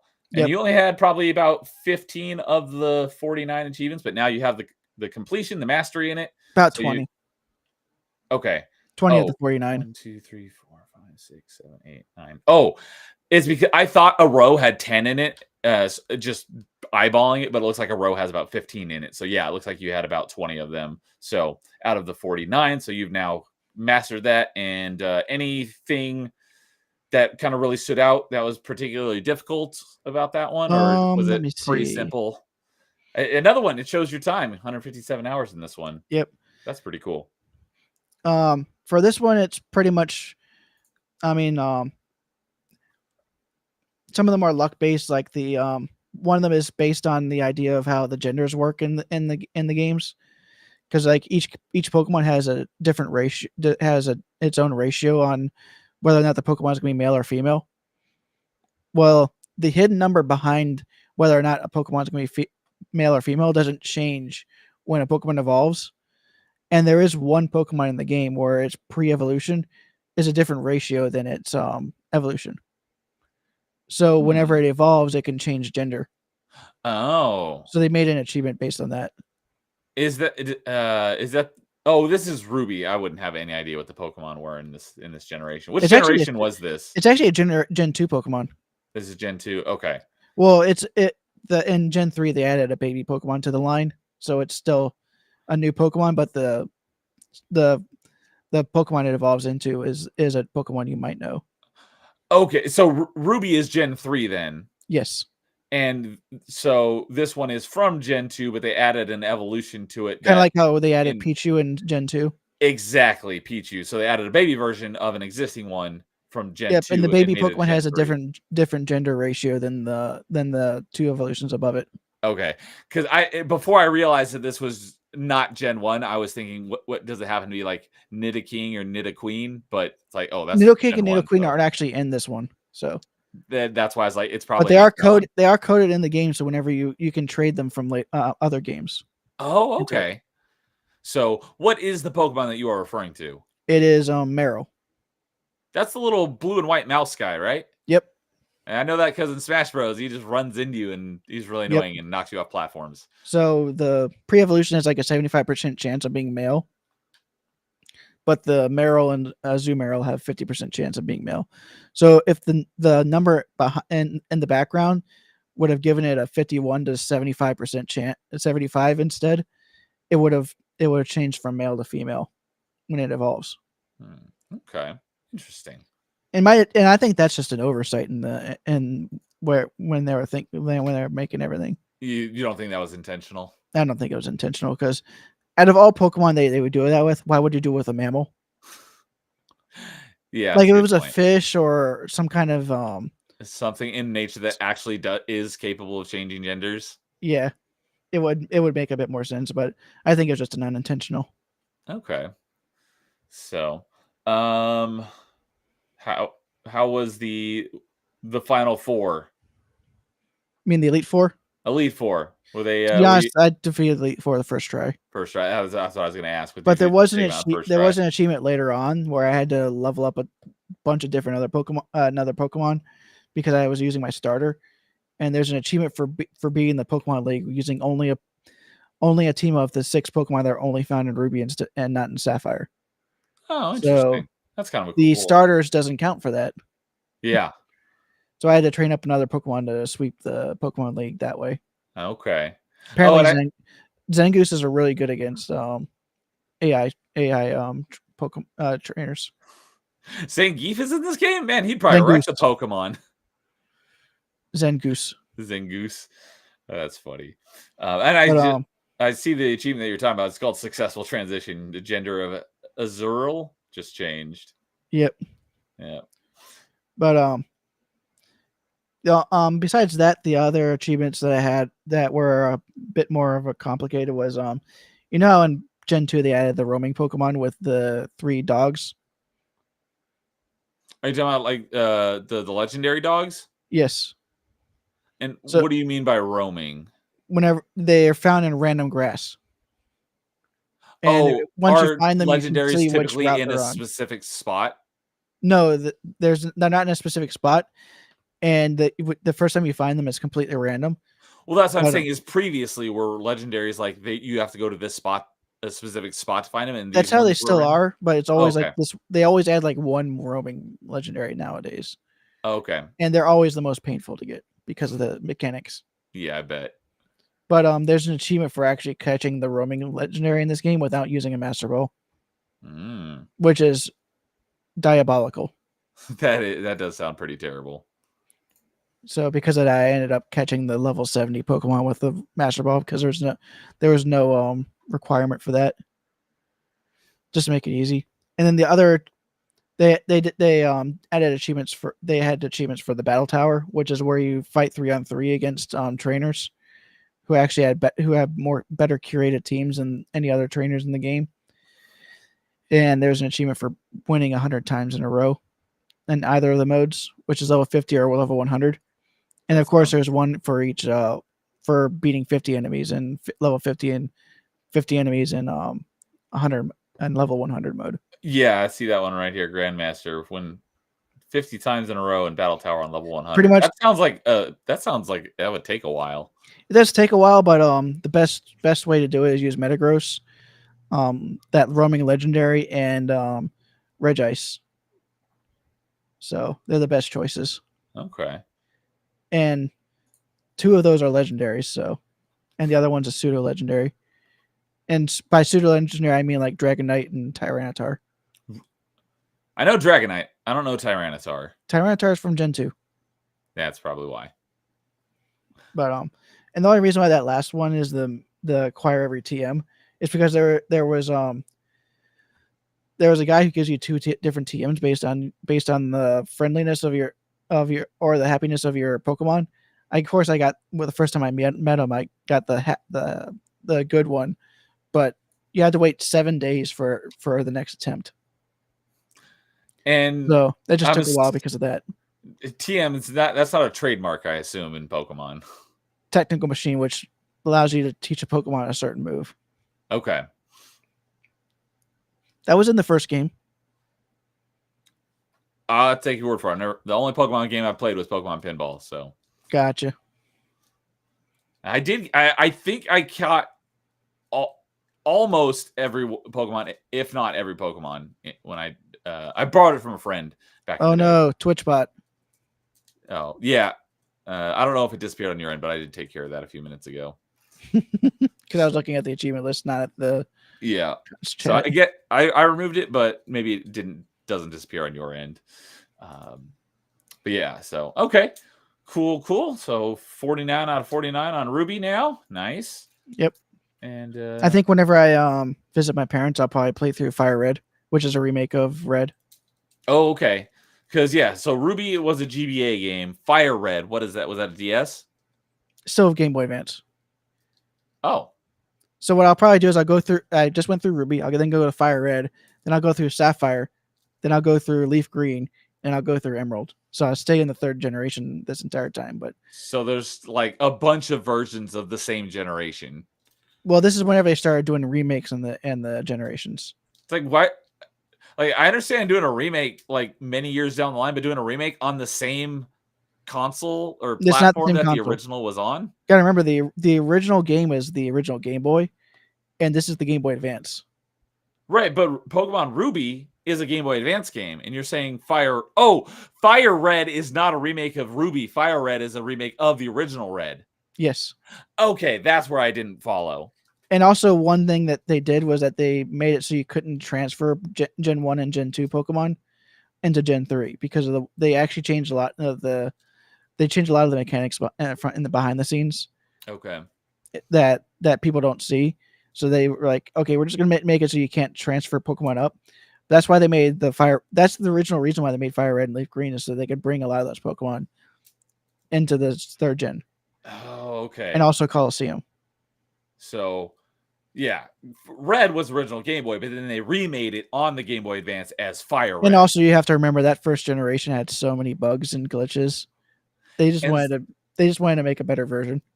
And so Leaf Green is also Game Boy Advance. Yes, that one's more or less Pokemon Blue, because you got to remember the original release was Red and Green in Japan. Right, I was gonna say, because we didn't get Green here. Green was only in Japan. Yeah, and then Blue was actually Blue was actually a third release in Japan that was actually closer to what we got as Red and Blue. Okay. And then there was Yellow, which was its own thing. Right. Yeah. So okay, I got you now. Cool. So yeah, and this one tracks your hours 157 in Pokemon Ruby. Although sounds about right. That's not how much, since you'd already put in some time. That's combining the original time plus your time that you just recently played, or is that just the time you played recently? Might have been both.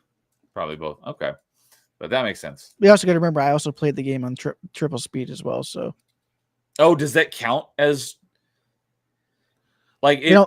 They don't. 1 minute in triple speed count as 3 minutes on the. I don't know how that works in that though, because they just added it. I'll have to figure that out, but that would also make sense if it, it reads that as actual time passed and not like, in game rather than like real time based on the clock. So, all right. Let's see. Okay. Well, let's see here. I got 2 more retro achievement things to talk about. So, as mentioned, I'll leave that one for last. So, the other thing that I worked on retro achievements is because I was making my way through it in Metroidvania Monday. Is I played Metroid Prime 2, and because I had originally played it when it first came, the achievements launched back in November, but then I saved my second playthrough on hard for when I played through it on Metroidvania Monday. So I played through Metroid Prime 2 on Metroidvania Monday, so I did the entire thing on stream.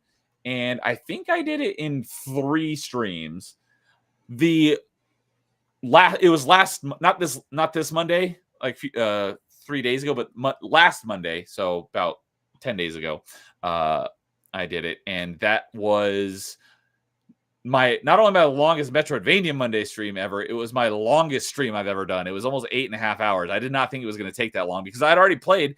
So when I finished the second stream of Metroid Prime 2, I had just got to the Sanctuary Fortress. So I basically just had, the last third of the game.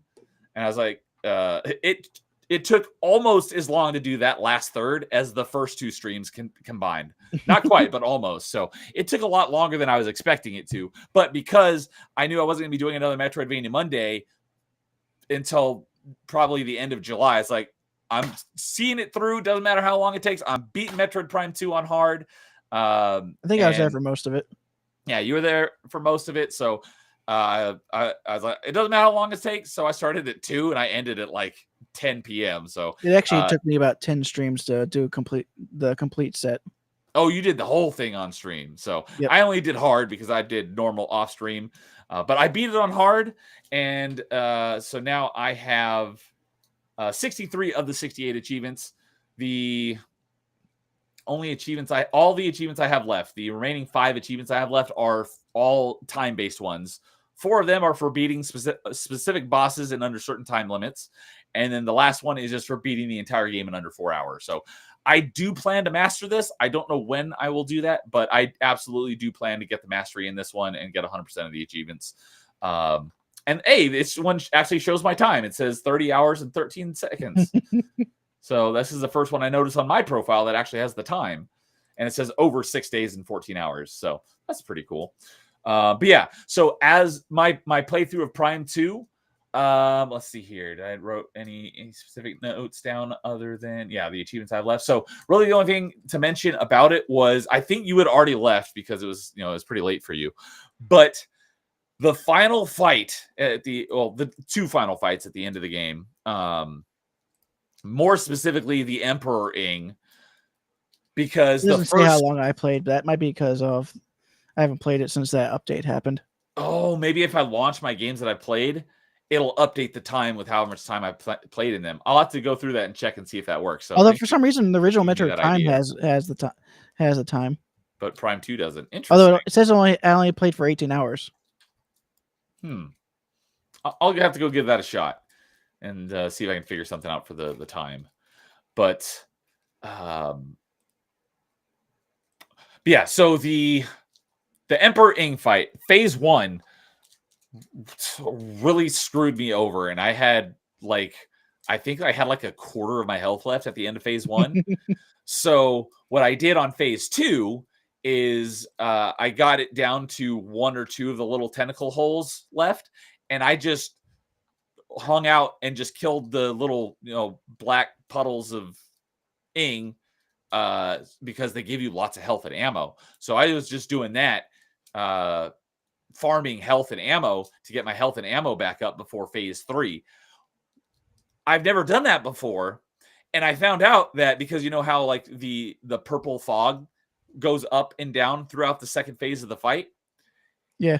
If you take too long, I don't know what the time limit was. You could go and check it on my stream and count from the beginning of phase 2 to when this happens. But if you take too long, they don't want you staying there farming health. So after a certain amount of time, the fog goes up to higher than the top of the capsule that the boss is. So you're always taking damage. So I was almost back to full health, but it went up and then didn't go back down. So I had to hurry up and finish beating the last 2 tentacles so I could move on to phase 3. And I probably lost like another 3 energy tanks before going into phase 2. But I did end up with a lot more health and ammo than I did at the end of phase 1. So even though actually, I just looked it up. I only took 4 streams to actually beat Metroid Prime set. Okay, so 4 streams, you got all the achievements. Yeah, so I think that 18 hours is probably accurate. Okay. So, but yeah, so I ended up losing a couple of energy tanks going into phase 3.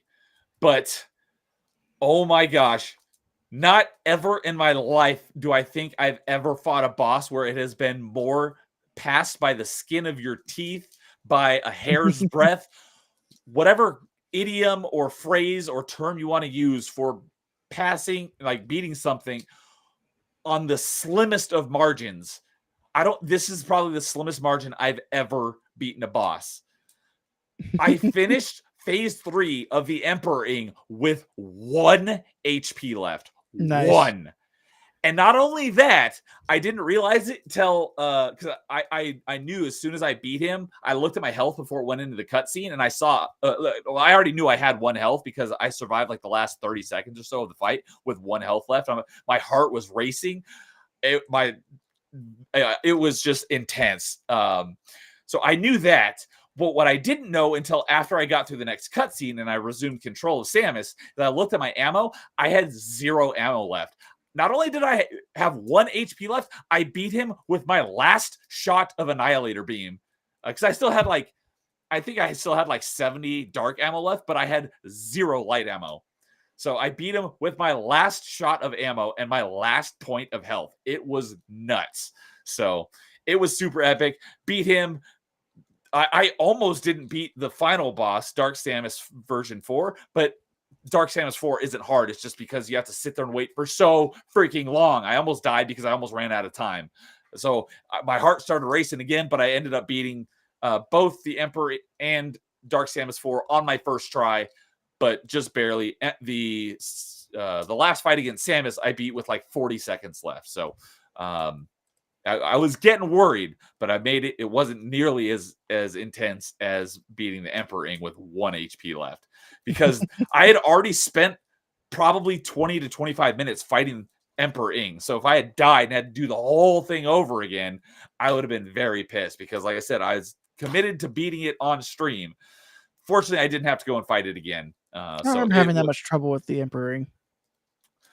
Yeah, phase 1 was just what screwed me over. It's because you're not used to the controls. Well, I mean, I've played. It's the same controls as Metroid Prime 1. I've beaten Metroid Prime 1 and 2 dozens of times. The thing that's the worst, the most annoying, worst thing about phase 1 is because you have to, because all the tentacles are way up top, so you have to stand still and aim up. But because of how, once the closer to straight up you get, the slower it looks up. And then you want to know the trick? By the time you lock onto the freaking tentacles, they move and you miss. You want to know the trick? What's the trick?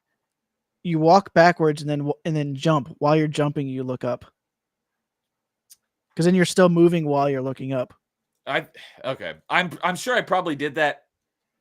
Not every time, but I'm sure I did that sometimes. But yeah, just getting a lock on those stupid tentacles was annoying as hell. And that's, if it wasn't for the phase 1 fight, that's easily the worst part in my book of the Emperor Ing, is the phase 1. Phase 2 is easy, and phase 3 is just, the hardest thing about that one is just not running out of ammo.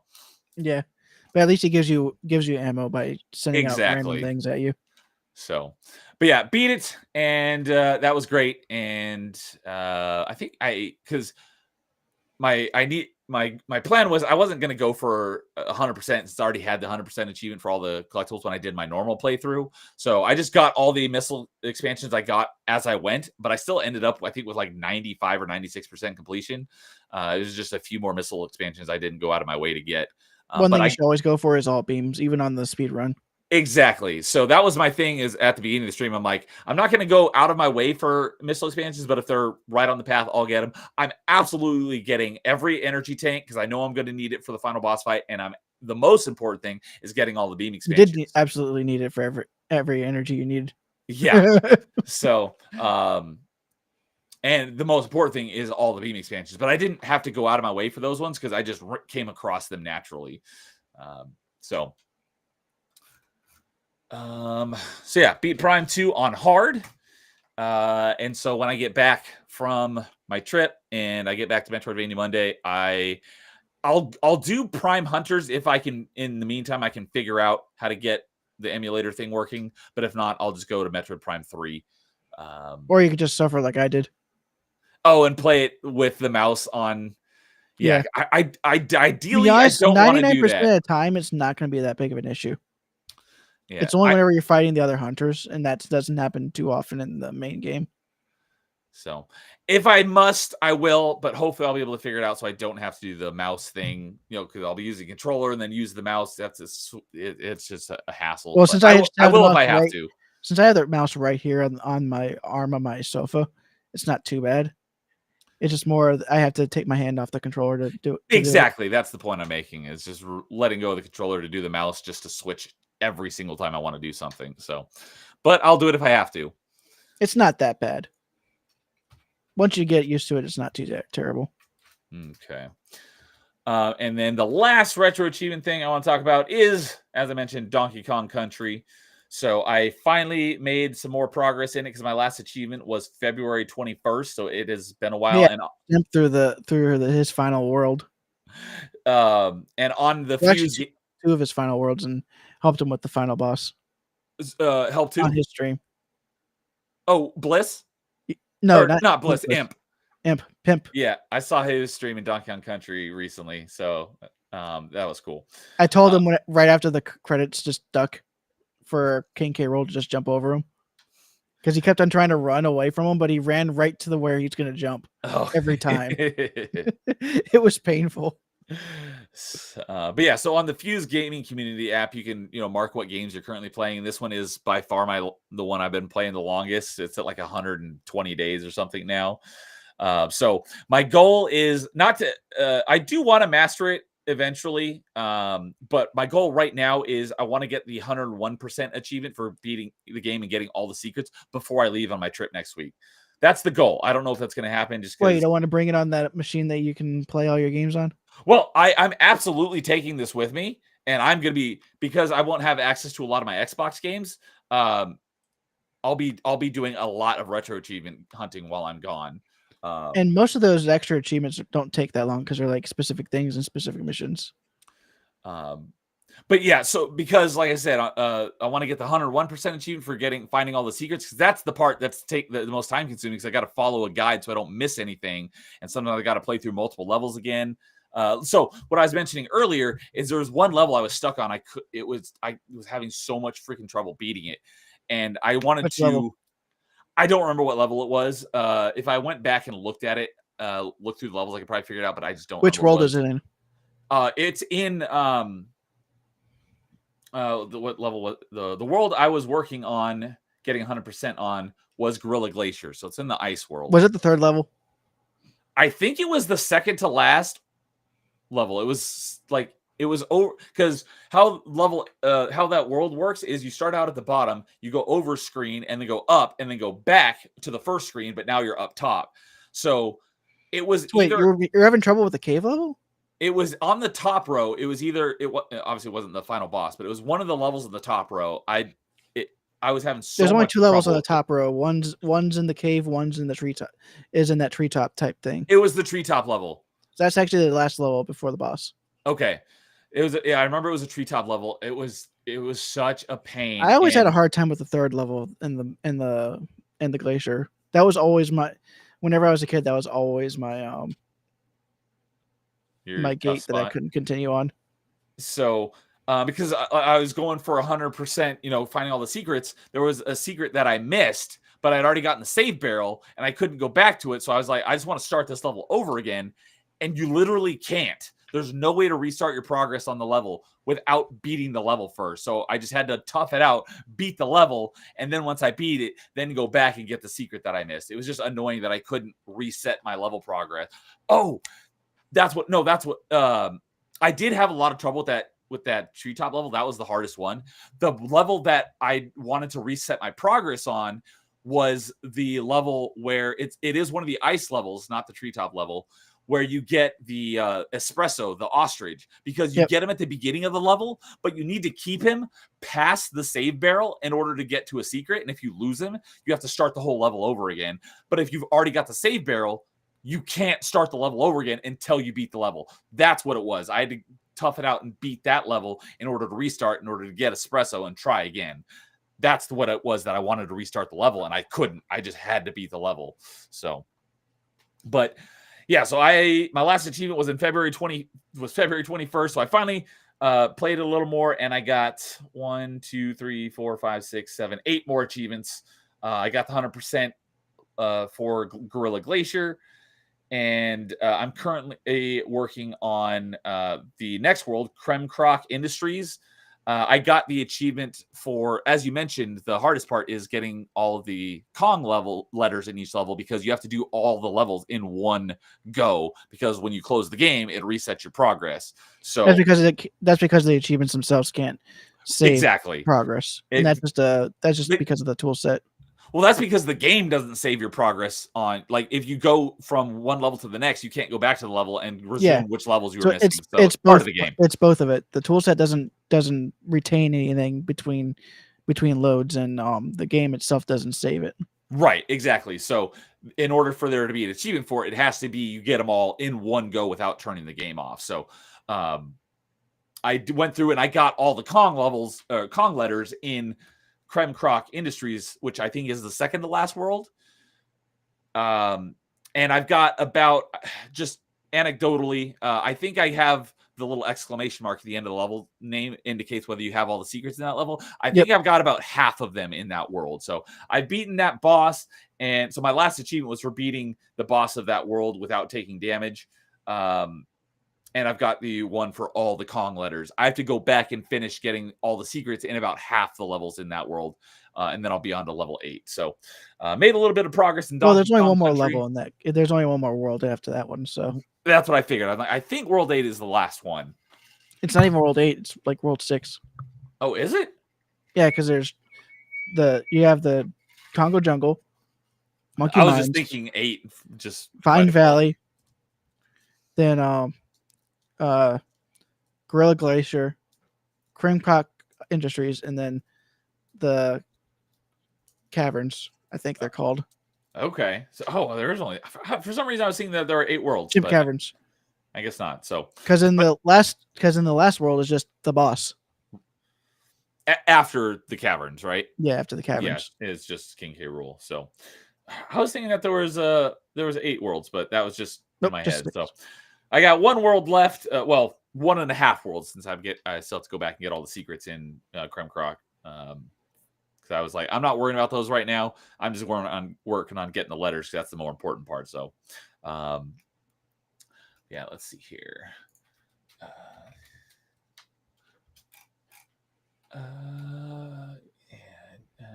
100% Gorilla Glacier, all letters. Yeah, got stuck on the level. Yep, talked about that. I couldn't progress until I beat the level. So I'm planning on getting 100%, 101% before leaving. That's the plan. So that's the last thing on retro achievements that I played. A couple other quick retro achievement things that I wanted to just mention is I asked you about it. You weren't able to help me, unfortunately, and I still haven't figured it out. But speaking of Metroid Prime, when you beat Metroid Prime 1, not 2, you unlock the original NES Metroid. And there is a subset achievement for the original NES version of Metroid that you unlock within Metroid Prime. So, and the ratios are really high, even though the achievements aren't difficult, just because so few people have actually played the subset. Yeah, So it's because the subsets actually take into account the people who play the main set. Exactly. So it's not only the people who played the subset, it takes into account all the people who played the base set. So there's only like 15 people who even played the subset. And I was like, heck, I'll play it again. That's one of those that actually will be really nice whenever they add the this ROM ability where you can use the same one. No, not the ROM ability, but the ability to have subsets on the same ROM or ISO as the main set. That's something that they've been working on in the background for a while. I may have used the wrong phrasing, but that's exactly what I meant. So that'll be nice because, but yeah, so I was looking at NES Metroid. I just played it for the first time this year. I wasn't a big fan of it, but I was like, these are huge ratios. Heck, I'll play it again to boost up my score. I don't like 2 of the achievements that they added in there. Which ones are they? Beating the bosses without taking damage in the room. Kraid and Ridley, right? Yeah, that's terrible. So there's a reason why, even though I'm the guy who started that achievement set. Yeah, you did the original set, right? I created the original set, and I've also was the first person to create damage as boss achievements. There's a very good reason why. It's your fault. It's a very good reason why I did not put that in this game. So I don't plan to get the mastery in it, but I was like, I'll play through it again for. And they did it for Mother Brain as well. What the hell? Oh, that's gonna be impossible. What's wrong with them?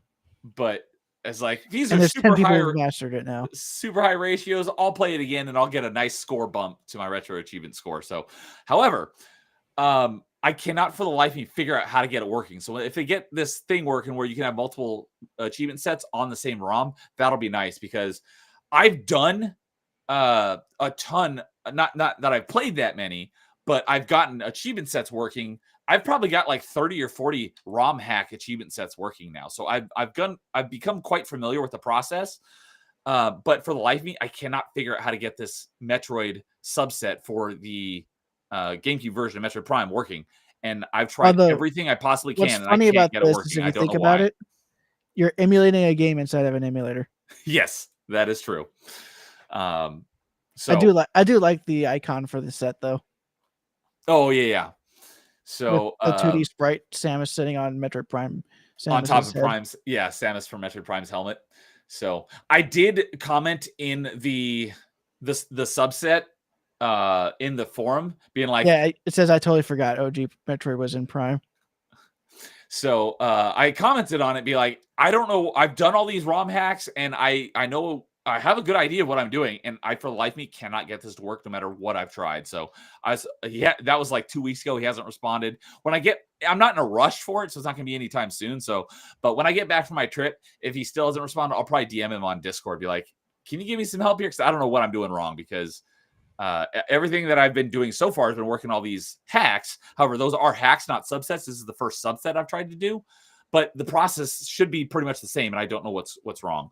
Nightmare, after our stream last night or Tuesday night, he tried to help me, and we still weren't able to figure it out. But the other thing I was going to mention is, speaking of hacks, I discovered like a crap load of Metroid hacks, and I've downloaded them and I've got them all working. So I have probably like 20 different hacks for Super Metroid, Metroid Fusion, Metroid Zero Mission. I've got a bunch of them. So I've got like a crap load of versions of Metroid to play for additional sets of achievements. So that'll be a lot of fun. I'll be perfectly honest. I've got too many games in my backlog for me to even worry about hacks right now. Yeah, I remember asking you about it, and you're like, I'm not interested in hacks right now because I have too many, retail games to play. So you've got I've still got a decent amount of retail games to play, but nowhere near as many as you. So more versions, or in order to be able to get achievement sets for games that I've already played that I really like, as a new experience, sign me up. So I've got like, all in all, I think I have probably about 50 hacks in total. And about half of them are for Mega Man X's 1, 2, and 3, and the other half are for different Metroid games. So one that I booted up a couple days ago is Super Metroid Zero Mission, or Super Zero Mission, and it is Super Metroid, but it's built within Zero Mission. So that's just one of them. But I've got a crap load of hacks now, and I'm looking forward to giving these a shot at some point as well. So I've had no problem getting any of those working. Applying the patch using the patching software, but for some reason the subset for Metroid within GameCube, Metroid Prime, just isn't working. So, but yeah, well, that wraps it up for me for retro achievements. So, if there's anything, I think you could go a little bit because I really only have 3 other games to talk about. Okay, in that case, I will go on to Xbox stuff. Xbox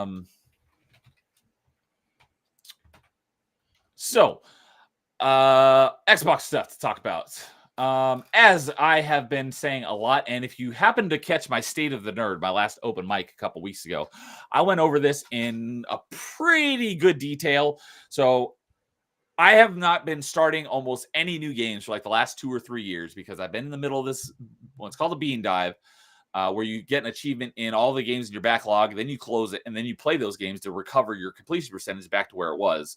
And so I finally finished it at the end of May. After 6 years, I finally finished my dive.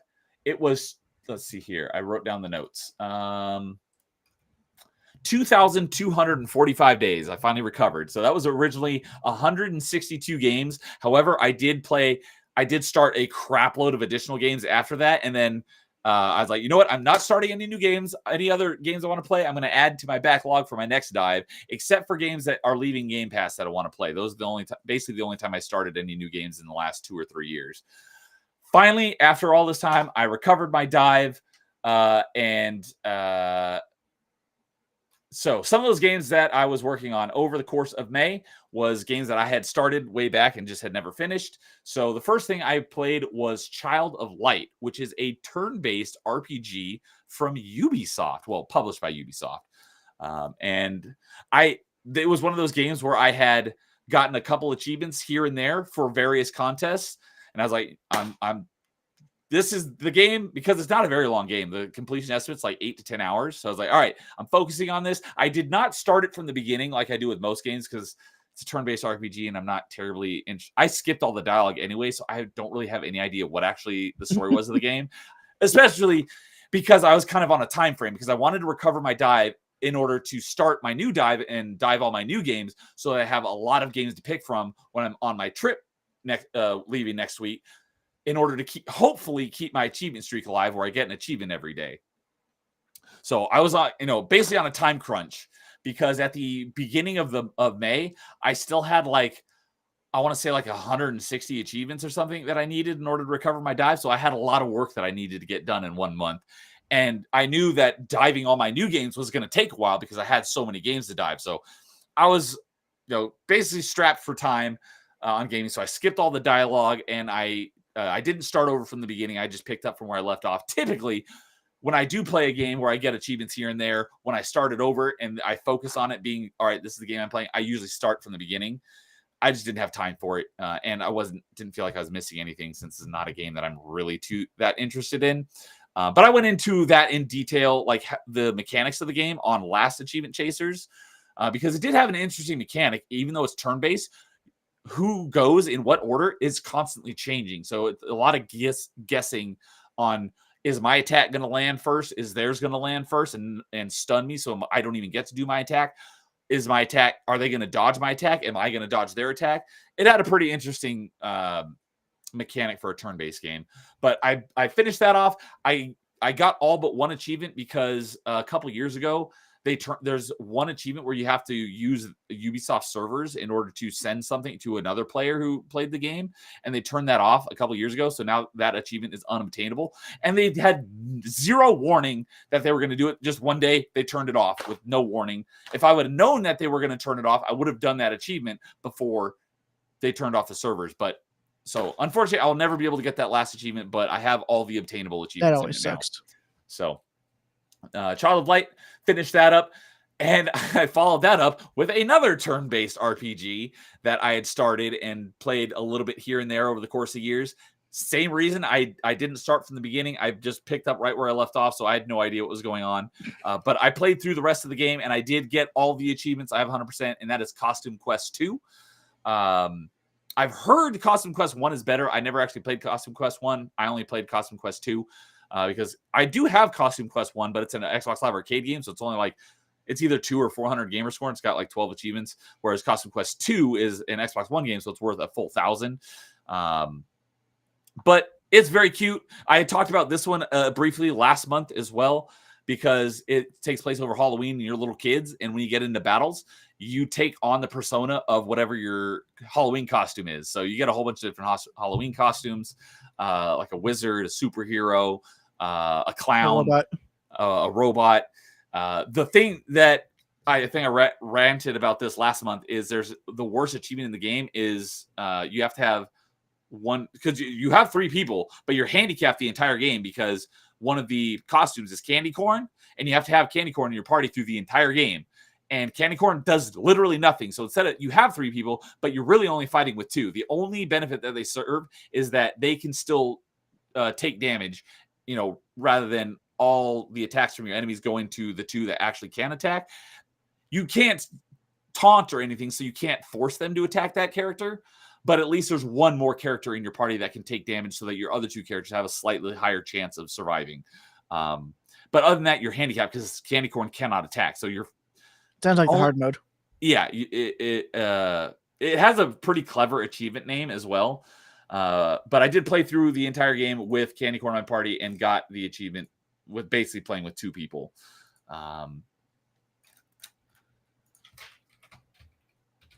So finished that off. I may go back and beat the first half of the game again and kind of just breeze through it, just so I can say I played the entire game this year, because I didn't start it over. It doesn't count towards Carl and Canadian and I's gaming challenge for the year, because you have to, if you did previously start it and never finish it, you have to start it over, which I didn't do. So I need to go and start the game over and play the first half so I can say, yes, I've beaten the whole game this year, which I probably will do at some point. And then there were 3 games that I was going to panic play because they were all leaving Game Pass at the end of May. And so the first one was Little Kitty Big City. Very cute game. I think I had gotten through a good chunk of the game last month, because I think I remember talking about it. Cute game, not very long. You're a little kitty, and your goal is to you fall out of your window, and your goal is to climb back up the building to get back to your snuggle spot on the windowsill. And it's kind of Metroidvania because you have to get more abilities and higher stamina so you can make it higher and higher up the tower. But it was a short completion. It was very cute and colorful. So that was leaving Game Pass. And then Planet of Lana was also leaving Game Pass, which just got a sequel announced at the showcase just a couple days ago. And that was Little Kitty Big City is kind of like a small sandbox game, and Planet of Lana is a 2D puzzle platformer with a very pretty art style, and there's no dialogue or anything. It's just completely silent, no spoken dialogue, kind of like Limbo. But the characters do communicate to each other, but it's kind of like gibberish, so you don't actually hear anything. There's no Peanuts like, talk. yeah, and there's no dialogue bubbles or anything. It's just you can tell like what you're supposed to do through like body language and stuff. So I beat that one as well. That was a pretty quick completion. It was like 6 hours. And then the third one, I was going to panic play. I was like, you know what? I need to focus on, like I said, I'm strapped on time. So both, I did Little Kitty Big City and Planet of Lana, both because they were pretty short completions. I think I can squeeze these in. But Chance of Sinar was another one that was leaving Game Pass and isn't terribly long. I think it said like 8 to 10 hour completion, but I'm like, I don't think I have time for it. So I scrapped it. I did not end up playing it. The funny thing is that of those 3 games, Planet of Lana and Little Kitty Big City, about a couple days after I beat them, they're like, whoever makes the Game Pass deals is like, oh, never mind. These 2 games are not leaving Game Pass. Chance of Sinar did leave Game Pass. So if I had known that, I would have played Chance of Sinar and I would have saved those other 2 for later. But the 2 that I played ended up staying, and the one that I didn't play ended up leaving. It's like, are you freaking kidding me? So who knows? Maybe it'll come back to Game Pass at some point. If it does, I'll play it. I'll keep an eye on it. Maybe it'll go on the super cheap sale and I'll pick it up at some point. Because it's also another like puzzle platform, except Chance of Sinar is 3D, whereas Planet of Lana was only 2D. So, all right, I got 1, 2, 3, 4 more Xbox games to talk about. So do you want to go ahead and talk about I something? can go ahead and talk about two more of my games. All right. Well, this will be the last completed retro achievement game I'll talk about, but the other retro achievement game I'll talk about is later whenever I talk about games I'm playing later. But okay. I decided to play Call of Duty Finest Hour right after I was done with Dynasty Warriors 5, because I wanted something that was actually going to be something simple. Yeah, so Finest Hour, I'm not familiar with that one. Is that like a spinoff or like an in-between? I think it's the first PS2 game. I think there was a PS1 game, but this is the first PS2 game. That's the first Call of Duty that's on PS2. Okay. Yes. And it's really weird because it's still back whenever you had a limited amount of health and you had to pick up health items and then use them. Oh, that's right. So I forgot Call of Duty had that. I think it wasn't until Call of Duty 2 that they started doing the regenerating health. I think you're right about that. That sounds right. So it felt really weird playing this game because of that. But it felt like an old Call of Duty. Other than that, and the tank levels were actually kind of fun. But pretty much play through 3 campaigns, and it's pretty much just you fighting in Europe. There's no Pacific. No Pacific Theater. No Pacific Theater. I think that was something that was unique to World at War. Remember correctly. I don't know. I played Call of Duty 2 and 3, and then I played Modern Warfare 1 and 2. So I haven't played a lot of Call of Duty. I used to play it a lot with the multiplayer. I would actually get to the max prestige before the next game came out. So I remember you whenever I actually played them. I did it for Modern Warfare 2, Black Ops 1, and Black Ops 2. And Black Ops 2, I got to master rank before golded every gun before the first DLC dropped. I remember you mentioning that. It's like, oh my goodness, that's nuts. Yeah. But this game, after playing Dynasty Warriors 5 for like the past 4 months, it was nice to be able to beat something that in a couple of days. Yeah, a nice little palate cleanser. Yeah. And most of the achievements are just beating the game on hard because there's nothing much to do other than just beating the game. There's a couple of challenge achievements, like whenever you're defending a hangar that they're trying to fix a tank in. You had to do it without any of the doors taking any damage. Which sounds difficult, but once you figure out the mechanics of the defense, it wasn't that difficult. Okay. Because you mainly just had to watch out for the rocket launchers, because you were a sniper. You were a sniper during that level. Oh, okay. Gotcha. So you just mainly had to look out for the guys running around with the RPGs, and they just had to get into a specific spot before they could start attacking. Like all the other enemies, You just didn't make sure that the guys with the mounted turrets didn't set up. Oh yeah, They would mess you up, but they that wouldn't mess makes up the door. sense. But once they have the mounted turret set, even if you kill the enemy, that the mounted turret's still there, so you have to start paying more attention to that turret. Somebody else could run up and start using it. Yep. So okay. Yeah, so I pulled up the Call of Duty series on Retro Achievements, and it is the oldest one on here. Yeah, but I know there's a Call of Duty on PS1. They don't even have it listed here in the Call of Duty series. Yeah, which is weird. Let me look that up again. Yeah, it's got Finest Hour here was on GameCube and PS2, but only PS2. I could have swore that the first game was on PS1. I would guess that too. If you asked me, hey, what console was the first Call of Duty on? I would say PS1. Yeah, it looks like PS2, Call of Duty 2, and Call of Duty 3 have achievement sets, but not the GameCube versions. Those are the only Call of Duty games that even have retro achievement sets. Interesting. But that's because a lot of it got big after the achievements were built into the platform. But, yeah, most of these other ones are like DS versions of the bigger console versions, like Modern Warfare and World at War. I'm looking it up right now. Yeah, unless Call of Duty Finest Hour is the first Call of Duty. I just thought the first Call of Duty was just called Call of Duty. Yeah, I could have swore too, and I could have swore it was a PS1 game. I guess I was wrong. I was under that impression as well. So we both what's that term? Mandela effect. We both had the same Mandela effect where we thought the oldest game was on the wrong console. First release Call of Duty in 2003. Oh, apparently it's the first Call of Duty game on console. Yes, Call of Duty 1 was on Windows, Mac, N-Gage, PS3, and 360. What? That's not right. I want the original release. So yeah, apparently this is a console re-release. This is you know what? I probably needed the Yeah, I did not realize that. So I guess it was a PC originally release. Huh. Yeah, this is weird. The link to the original Call of Duty on Wikipedia is not accurate because it's saying it was a 360 PS3 game.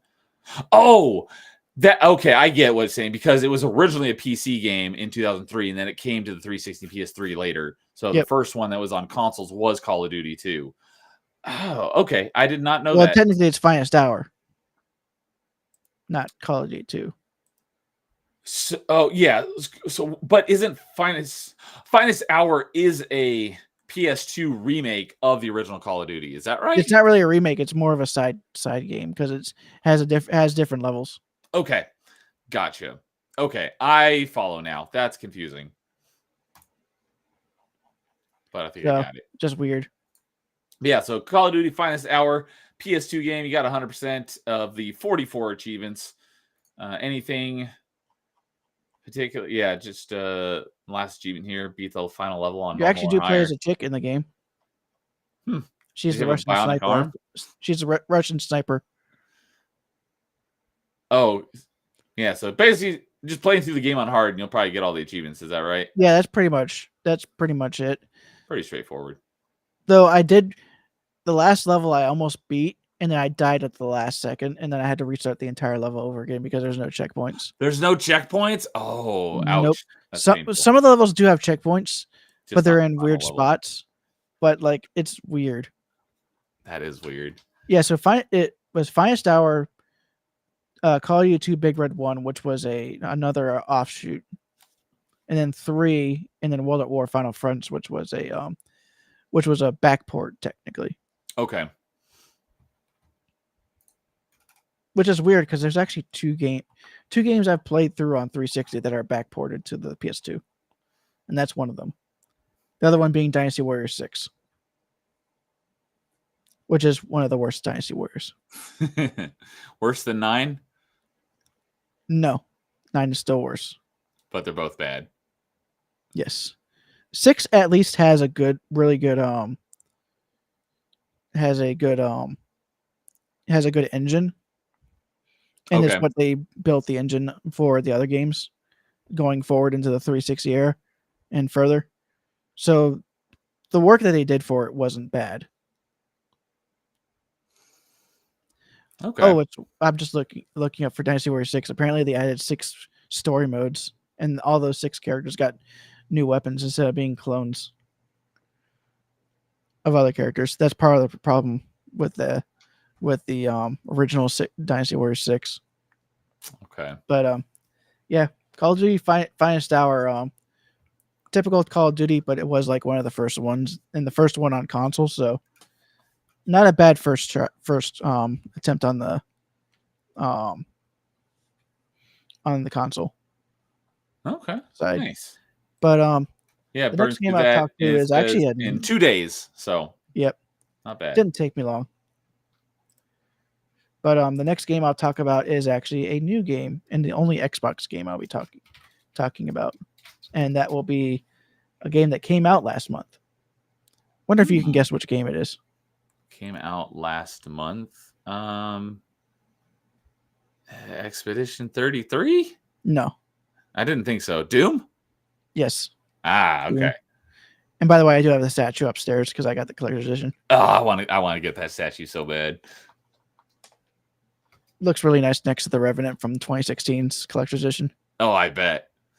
So, but, how's your progress on Dark Ages? Oh, I've already completed it. 100%? Yep. Nice. My buddy Rozek, I just saw it pop up in my True Achievement feed that he got 100% today as well. Even Melee James got 100% completion on it. It's not a very hard. When it comes to the achievements, it's not very difficult. Yeah. And my buddy Rozek, he almost never he does get a lot of achievements in the game he plays, but he almost never 100%s anything. So this is only like his third. I mean, to be honest, the hardest thing about this one is getting all the collectibles. Yeah. So and doing all the missions. So it wasn't like it was that anything crazy. Yo, I was right. That was his third mastery. I mean, if even Melee James can master it, I think anybody could master it. Yeah, I'm looking forward to playing. That's probably gonna be like the first thing I focus. Like the game I play is gonna be that's gonna be the first thing I play, focusing on when I get back from my trip. But I played on the second difficulty because with with modern Doom games, you don't know what you're getting when it comes to difficulty. Until you start actually playing it. And so I know that the difficulty is like crazy customizable. So did you tweak any of that? I did not tweak anything. I just played on the second difficulty and just went in as is. And I could probably have beaten the game on the first try on the third difficulty because there's only a couple of times I ended up using lives, and it was mainly because I was finding a boss that I'd never fought before, or I was just being careless. Okay. Absolutely careless. Did you enjoy it? Because I know James wasn't a huge fan of it. I actually enjoyed it because I actually don't mind the parry mechanics because it does it if as long as you're paying attention, it feels rewarding. Okay. So there is that, and I actually did like the boss fights in this game. But I will say that the mech fights or the mech levels are kind of the weakest point of the game. That's what I've been hearing. It's like that seems like that'd be really freaking cool, but everyone's like, yeah, it's kind of underwhelming. It's kind of underwhelming Punch Out. That's all it is. Yeah, I've seen videos of it. It's like you're a giant mech. Why are you using your fists? You should have like a giant sword and giant shoulder-mounted rail guns. Why are you punching? What's funny is in the final mech mission, they actually give you the one with the shoulder cannons, but that's just a super move that you use after you build up a meter. Okay. But yeah, I'm there is a boss against the Cthulhu god. Okay, I remember seeing that in the trailer. So, well, I'm glad you liked it. I'm looking forward to playing it. I don't think I'm gonna no surprise when we did top 5 shooters. Doom Eternal was my number 1. I love that game so much.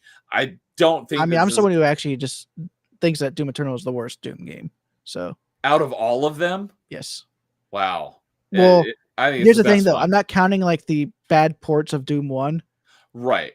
I'm just talking about No, like just the main 9 releases: Doom 1, yeah, Doom 2, Doom 3, 64. 2016, Doom 64, Eternal, and Dark Ages.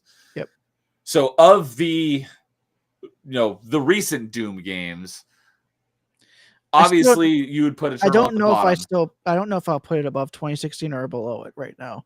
So I think I have to 2016 mull over and it. Dark, you need to mull it over. But as of right now, 2016 and Dark Ages are kind of on par with each other. And then Although, to be Doom honest, now that Eternal. I'm thinking about it more, that multiplayer mode in 2016, I think elevates it above Dark Ages. Okay, that makes sense. Because Yeah, that I was actually underrated.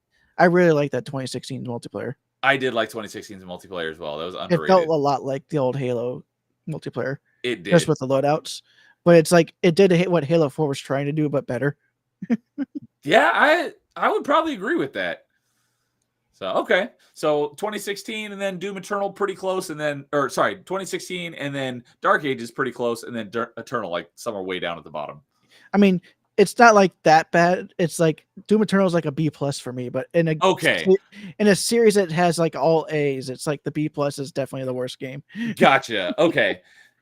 So when the bar is so high, when it's disappointing, it's still a good game. Yeah. Okay, I got you. So, and it looks like according to True Achievements, it took you just under 25 hours, and so I'm very much looking forward to playing it. And my buddy Rozic, he says, since he and I are huge fans of Eternal, he says if you want it to play more like Eternal, crank up the game speed to like 120%.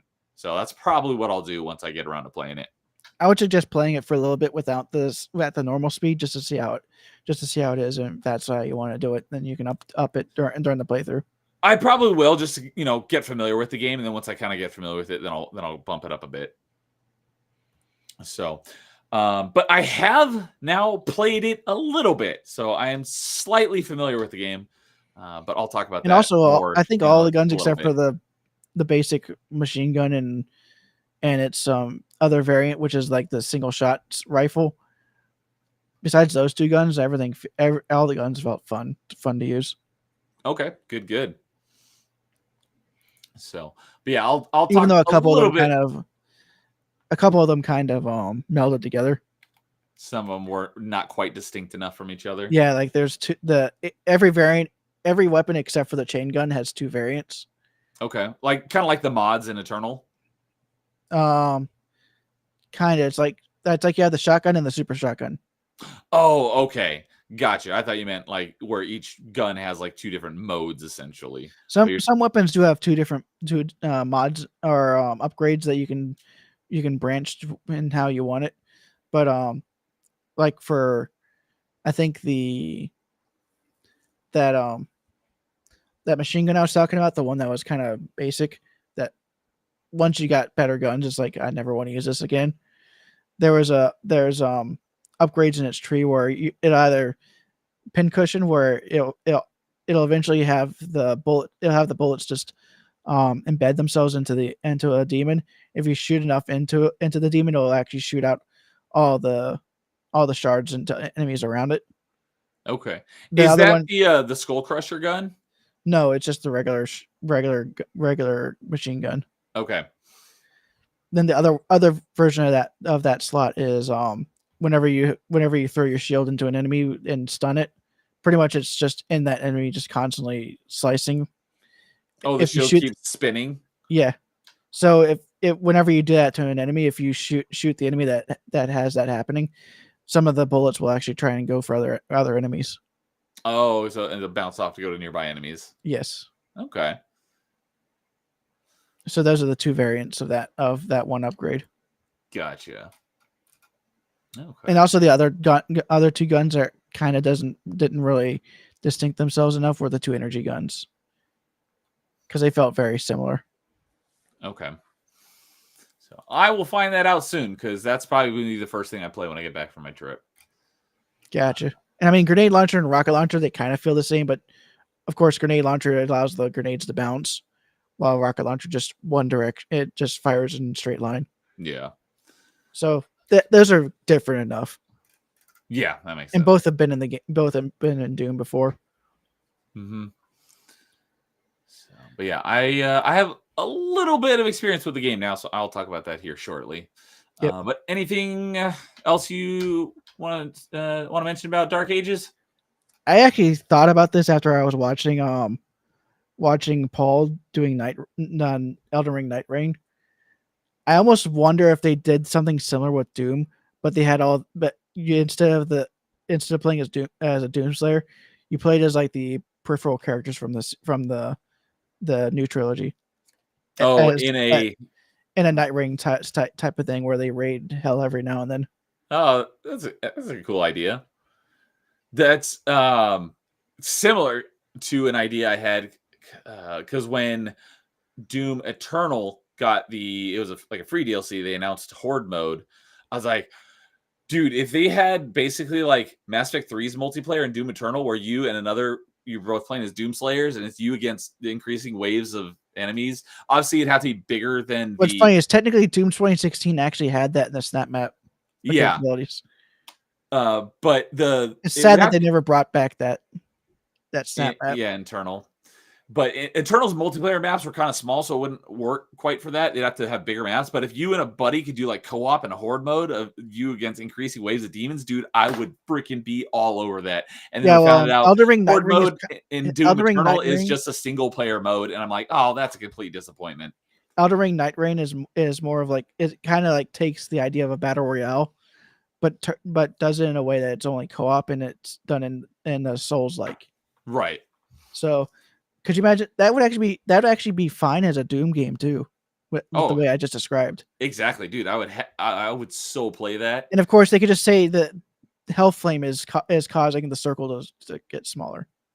Yeah, exactly. I would absolutely play that. And that'd probably be the closest thing to what I was just talking about. My idea is like the horde mode and co-op, but didn't happen. I mean, it would be the same thing. It would just be the same idea, but you'd have to choose which arenas you fought in.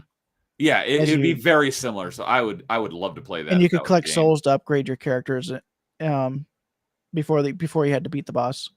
Yeah, that'd be awesome. That would actually be a pretty good idea. So especially since they fleshed out some of the extra characters in Dark Ages. Okay. You actually see what I'm talking about with some of them, like some of the Sentinels. Some of the Sentinels would be pretty cool. That'd be dope. So man, another thing. It's like a game that I want to exist and probably never will. Who knows? Maybe they'll think about it whenever they're like, wait, Elden Ring Night Ring is a single player game that got turned into a battle royale co-op. Could we do? Maybe we should do the same thing. It's like, do it. And it would be different enough because it's a first-person shooter. Exactly. It's like I have no plans to play Night Rain, but if the game that we're talking about became a thing, I'd play that day one. Would you play it if I had asked you to? Night Rain? Yeah.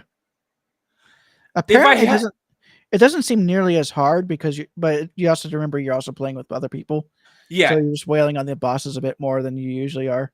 If I had a regular group to play it with, I would definitely be more open to playing it. But I'll get into it a little bit here more later, but I did mention it on a stream earlier. I started Elden Ring, and the little bit that I played, I liked it far more than I liked Dark Souls 1. So, but a lot of your Dark Souls 1, we could actually go ahead and start talking about that because I think I'm done with Doom Dark Ages. One more thing I wanted to ask you about Dark Ages. Was there any achievement that stood out as being a bit of a hassle, more difficult than the rest? Is if you go through and collect get all the collectibles as you play through the game, will you pretty much get all the achievements, or then you have to go out of your way for? There's nothing you really have to go too far out of your way. Okay. There's a couple of the missions that you do, but some of them are tied to collectibles. Okay. All right. What was that you were about to mention then? I mean, we might as well go ahead and talk about you playing Elden Ring. Well, I'm not quite to there yet. So, so you were wanting me to talk about it. Yeah, I'll get to that here. That's pretty much it for me, except for the game I'm going to start playing. I've started playing, but I'm going to keep playing into July. Okay. Give me just a second here, because I've got a couple more games to finish up talking about, and then I will get into more details about my dive. So let's see. That was so. All right. So then a couple more Xbox games I want to talk about that I played. I was planning on doing a Dude Souls style thing with this, and I reached out to Metal Shred Freak a while ago, and he's like, "Yeah, let's do it." But I'm like, because of the time limit thing, and this is another game where it has a good chunk of achievements, and by beating it will help massively towards recovering my dive because there's so many achievements in this game. I was like, I'm just gonna go ahead and do it. So probably the game that I spent the most time playing in May was one of my was on my hate list for our year-long gaming challenge, because this is the third time I've tried to play it, and the first 2 times I tried to play it, I absolutely despised it. So third time was essentially the charm, but I finally made it a point. I'm sitting down. This is the game I'm playing. I'm going to beat it all the way through, no matter what it takes. I finally played Hollow Knight because everyone, me being a big Metroidvania guy, everyone's like, oh, Hollow Knight's the best Metroidvania ever. It's good. It's not that good. But I finally sat down. I did start it from the very beginning. I didn't pick up from where I left off because I tried playing. I originally started playing it in like January of like 20. Hold on, let me pull it up here so I can tell you exactly, because I got a couple achievements when I first started it. I think I got like 1 or 2 achievements, and that was in my first achievement was February of 21. I got 3 achievements in 2021, and then I tried picking it up again in January of 2023, and then I got 1 achievement in January 2023. And when I started it from the beginning, because I was like, all right, I'll give it another shot. I got 1 achievement. I was like, no. So I put it on the back burner. I finally picked it up again in April, and I got 3 achievements in April, and then I got sidetracked by a bunch of other stuff. And then I played but I started it over again from the beginning in April. But then I played through it in its entirety, and I now have 56 out of the 63 achievements. So I played through most of that in May. The first achievement I got in May was, let's see here, in April, I got like 1, 2, 3 achievements in April. And then all the rest were in May. So I played through it in its entirety. A lot of Metroidvanias, there's an achievement for like 100%. Sometimes they have like 101, 105, 110% for, going above and beyond. Hollow Knight has an achievement for getting 112%. I did that. So I've gotten everything in the game. The achievements that I still don't have, I will never, ever master this game. That is absolutely for sure. Because the remaining achievements that I have is 1, 2, 3, 4, 5, 6, 7 achievements left. One of them I meant to get, but I screwed it up. And because there are a couple of quests that have one outcome or another, so you can't do both. However, I was able to use a little bit of cloud save trickery, so I was able to get a couple of them in the same playthrough. So I didn't have to do a full playthrough to get the other one. However, there was one of those achievements where I did screw up, and I do have to do a full playthrough again. So I did mess that one up, and that was my fault. So I meant to get that one, but I screwed it up.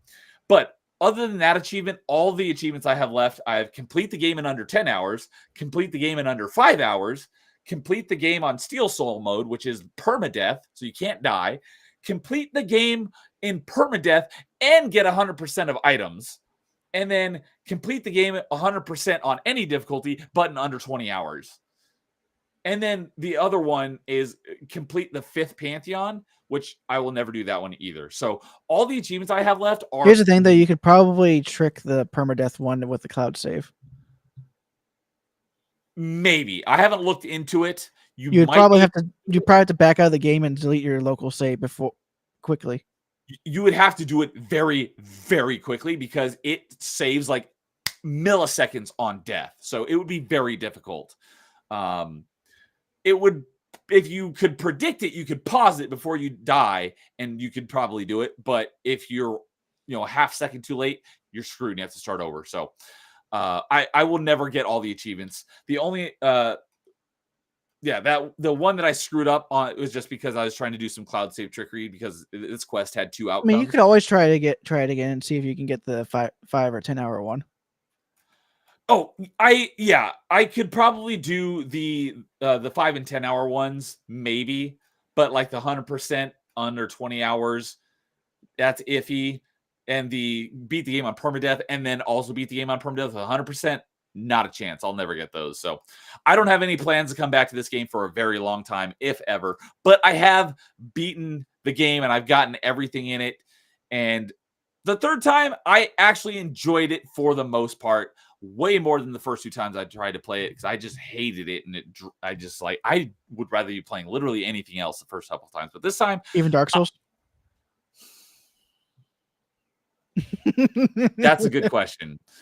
The first 2 times I tried playing this was long before I actually ever played Dark Souls. So at the time, I would say, yes, I would rather play Dark Souls, but that's because I hadn't played Dark Souls yet. Now that I've played them both, like this time, like I said, the third time, for the most part, I enjoyed my full playthrough of the game. So no, I would much rather play Hollow Knight again than playing Dark Souls again. It did sound like you enjoyed the second playthrough a bit more on Dark Souls than you did the first. Absolutely. That's because you knew what was coming.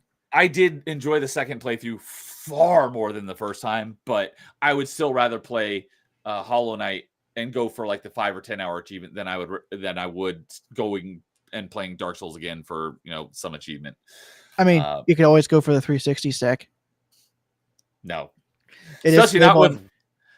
Yeah, it is backwards compatible, and I have access to it because it was through Games with Gold. But playing a worse version of it, no thanks, not going to happen. But, anyways, I beat it. It's got the 100%. What's sad is the best version of Dark Souls 2 isn't playable on that modern Xboxes. Yeah, I remember you mentioning that. So because I can't gift it to you. I can only send it to you directly. You could send me a physical copy. That is true. But yeah, one thing that is nice about it is like I said, there's an achievement for getting 112%. The game doesn't discriminate between what counts as the post 100% and pre 100% because this technically the full game title is Hollow Knight Void Heart Edition. That's because they released a DLC. It's built into the game though that adds on that extra 12%. So that permadeath 100%. You could get any of the stuff that adds that 12% in the DLC and it would count towards the 100%. So you don't have to do specifically the original 100% of the game. As long as that counter hits 100%. So they made it a little bit easier, actually, technically. A little bit. As long as the counter says 100%, it counts for that achievement. And I know that because there is an achievement for beating the game with 100%. And I didn't have everything that was in the base game originally. I had like 98% of the base game, and I had like 2 or 3 of the DLC. So I was at like 101%, and I beat the game, and I got the achievement for beating the game with 100%. So it doesn't discriminate. At least they're not asking you to do a low percent run on permadeath mode. That is true. So high percent is just difficult because of all the enemies you have to deal with. Well, in this one, it's more so in that you have to get 100% in under 20 hours. That's pretty nuts. So, but now that you know the map, and if you play through the game normally for the 5 hours, I'm pretty sure doing it again for the 100% would be a little bit easier too. It would be easier, but I still, so I have the estimated completion time on True Achievements is 60 to 80 hours. I'm at 72 hours. Given I played probably about 8 or 10 of those hours in my first 2 attempts at playing through. So I'm probably around 65 hours that I played this year. And I still have the hardest achievements left. So if you were really good, getting 100% in 60, 80 hours is probably doable. But for anyone who's not already really good at it, probably not. Especially since that was my biggest issue is it never tells you where you need to go. That's one of my biggest issues with the game. So Super Metroid never told you where to go. No, but in Super Metroid, the level design kind of guides you better than Hollow Knight. Hollow Knight, there's like no indication anywhere of where you're kind of supposed to go. You just have to explore every route until you figure out where you get to where you need to go. Super Metroid does a pretty good job of kind of like directing you where you need to go through the level design. Hollow Knight doesn't have that. So it's Metroid 2 without the directed, you have to be here to do all this stuff. I never had an issue on, well, When I played Metroid 2, I didn't have much of an issue figuring out where I needed to go. My main issue was just because there was a couple things where the critical path was in a hidden area. That was my biggest issue with Super Metroid, with Metroid 2. But for the most part, I didn't really have much of an issue figuring out where I needed to go in Metroid. The thing that really helped my enjoyment of playing Hollow Knight this time around is I played the entire game with 100% map on my iPad next to me at all times, so I had an idea of where I needed to go, and that greatly helped my enjoyment of the game. However, I did have to constantly go back and refer to the wiki to figure out what each of these items, like, does this item require a previous item, so I know what the correct order of items is to get. And so instead of spending all this time trying to get to this item and figure out, oh, I don't have what I need to get there, so I need to figure out what item I need to get and where that is. There was a lot of going back and forth between like the wiki and the map the whole time. So if I could just play the game and have the game do a better job of guiding me where I need to go in order to progress, would have helped immensely. So even if I played it again right now, I doubt I could even beat the game in under 20 hours. Well, at least not without a map. I would have to be consulting my map. I'm pretty sure that pausing does pause the timer in game, but I don't know for certain. But yeah, even it's a big map too. So, but I did. That's what I was going to say is the DLC that's built into this version of the game. I don't know if there was a previous edition of the game. There wasn't on Xbox, because Hollow Knight only exists as one version. Maybe it was on Steam as an earlier version, something like that. But they did add in additional content after the fact, and that's where that 112% comes in. And it's the Pantheons. And what the Pantheons are, like I said, there's 5 of them, and they're assortments of boss rushes, and you have to get through the whole thing without dying. And I did the first 4, and they're not too bad, but how each one works is each of the first 4 Pantheons is like 10 bosses back to back that were in the base game. They're just assorted in a specific order. So it's not like you're playing through them in the order you fought them in the game. It's like there could be a boss in the first Pantheon that was at the beginning of the game, and then one that was at the end of the game. So it's just all the bosses are kind of thrown in the blender and spread out across these 4 Pantheons. However, the very final boss fight in each of these Pantheon is a new boss that doesn't show up anywhere else in the game. So even if you know the patterns for these bosses that you fought earlier, once you get to the very last stage of these Pantheons, you're fighting a new boss, and you don't know his attack patterns yet. So if you die, you have to do the whole thing over again. Oof. So I ended up doing that. The 4th Pantheon, though, the boss the final boss of the 4th Pantheon is a modified version of the final boss of the game. And the final boss of the game is not very difficult at all. However, there is 3 different versions of the final boss of the game, depending on what you do in the boss fight, and each one leads to a different ending. So the basic version is quite simple, and then about midway through the boss fight, the main character that's going to be of the next Hollow Knight, Silksong, her name is Hornet. That's the main the playable character in the next Hollow Knight, because she's in this game and she shows up for getting a casual launch date drop because of the Xbox handheld. The Xbox handheld, even though they didn't give an exact date, but yeah, they're like, you'll be able to play Silksong when this launches. It's like, will it though? Because that's what they've been saying about Silksong for years. I'll believe it when I see it. But yeah, it was funny that they just. I'm pretty sure at that point Microsoft's throwing money at them and like, finish this damn game. So this is true. Yeah. So they just casually dropped that in the Xbox handheld announcement. But yeah, so Hornet shows up throughout Hollow Knight, this first game, and you actually fight her a couple of times, and then she becomes your friend, and she shows up in the final boss fight to help you out. And what you do from that point on will lead to one of 3 different endings.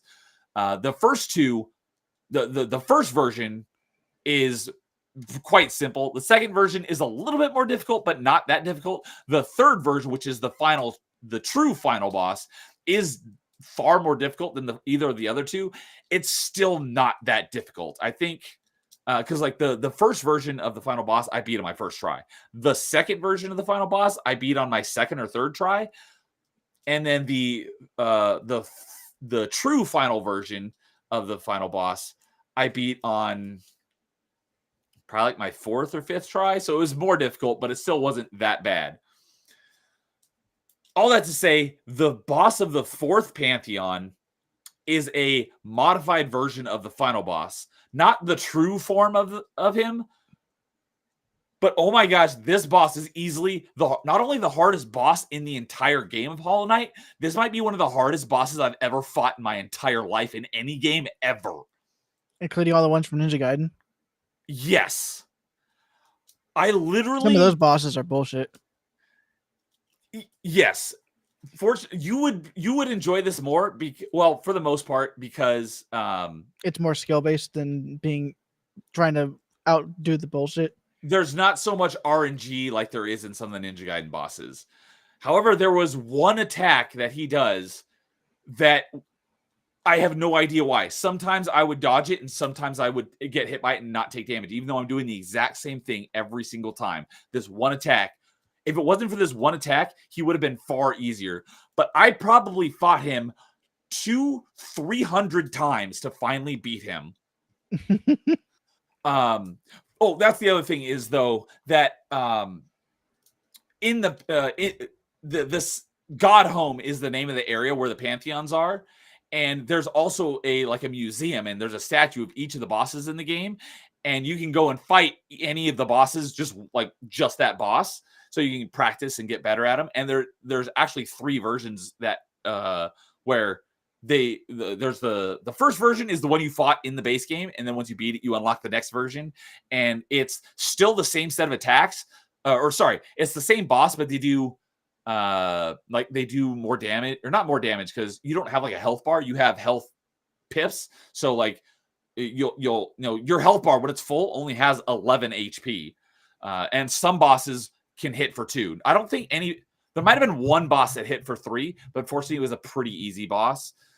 He just hits really hard, but most bosses will... It's probably telegraphed hit that would take 3. Yeah, and so most hits in the game do 1 point of damage. Some bosses will do 2. But that second version of the boss in the museum will have additional attacks that they don't have in the previous version. And then once you beat that one, it unlocks the third one, which is the same version as level 2, but it's 1-hit kill. So you can't take any damage. So, but I used that to practice on him. Otherwise, you'd have to go through all the first 10 bosses in the Pantheon to fight him every time. I seriously fought this guy 200 times. No joke.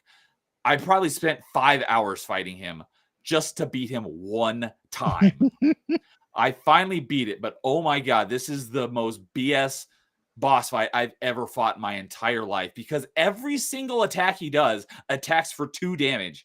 And like I said, you only have you can equip charms that give you more than that, but the max you can have of your base is 11, and those ones you can regenerate.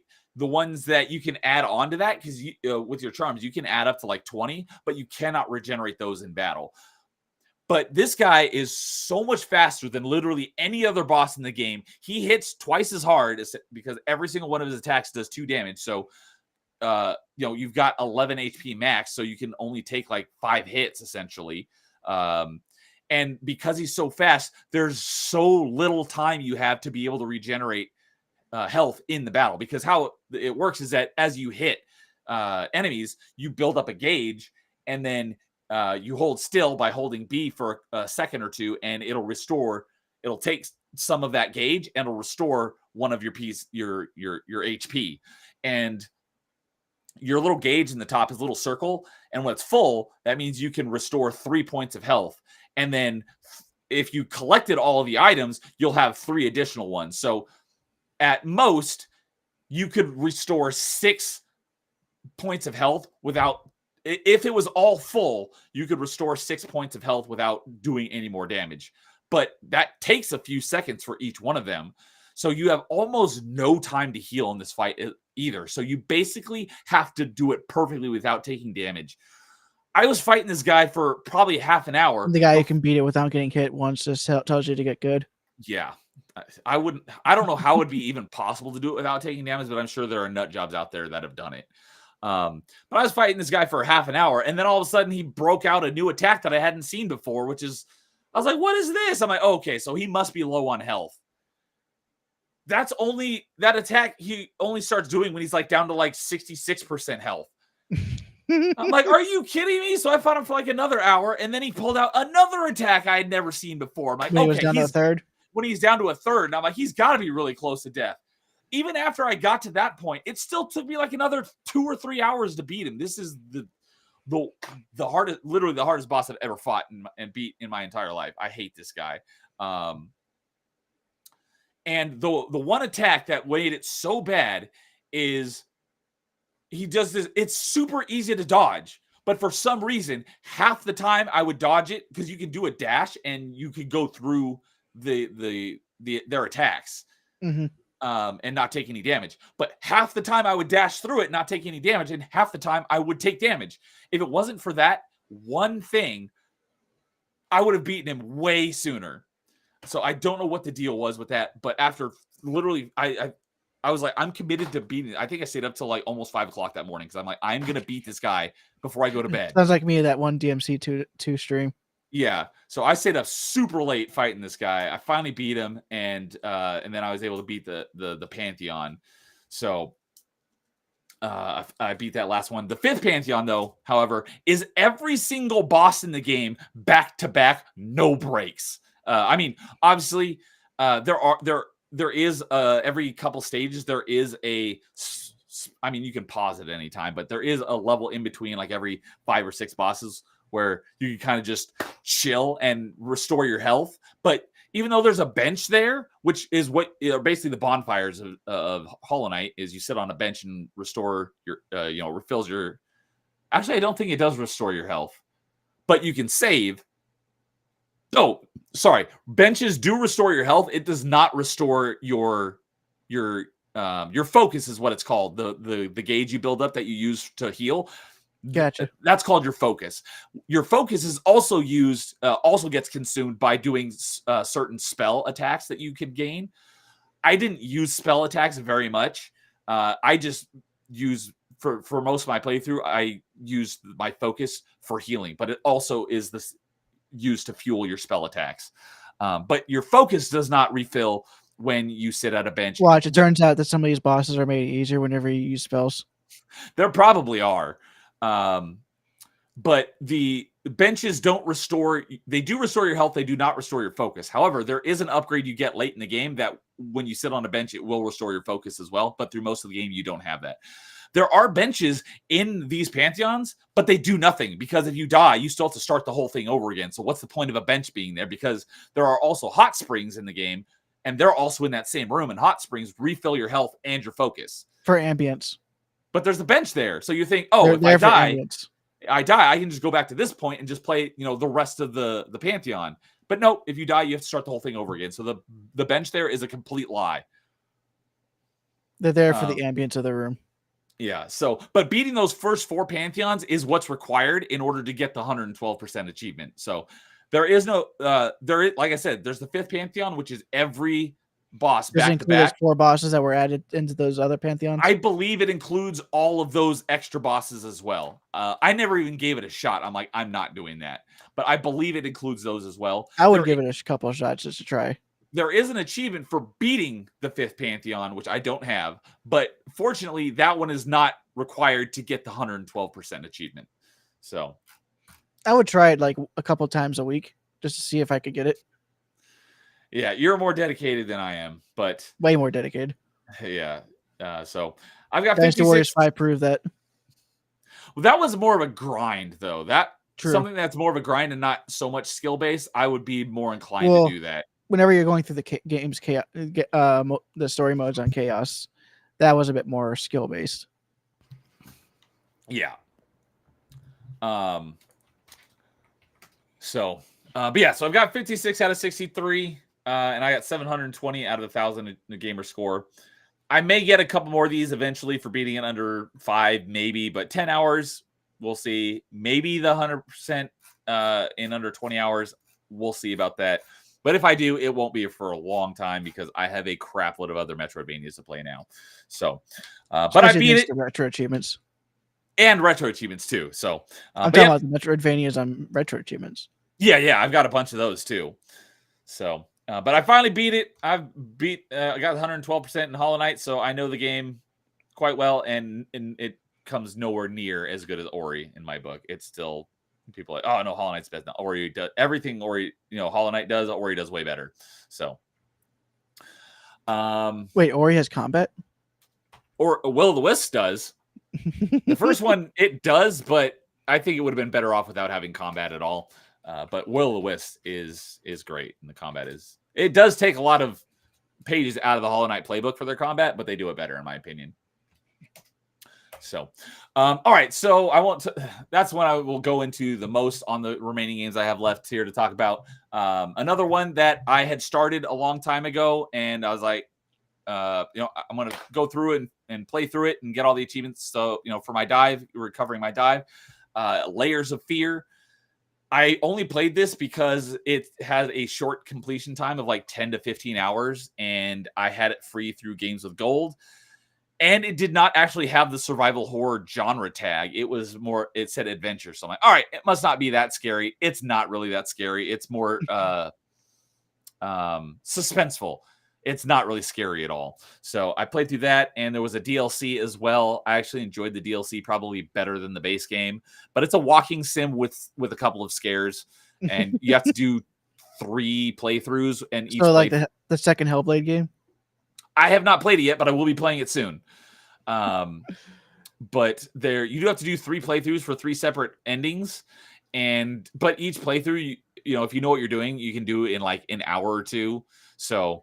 The reason why I was thinking about Hellblade is because I was watching one of Carl's streams about E3s, and he was talking about the trailer for the second Hellblade. He was like so pumped to play it. Yeah. And then I post in the chat, this is the best trailer for a walking simulator, and he agreed. I really like the first one. I'm going to be playing it again before I play the second one, but I'm looking forward to playing those because I liked them. But yeah, Layers of Fear. I started that one over, and one of the achievements glitched on me, so I had to do an extra playthrough. But fortunately, I knew exactly what I was doing, so I was able to burn through it in like 30 minutes probably.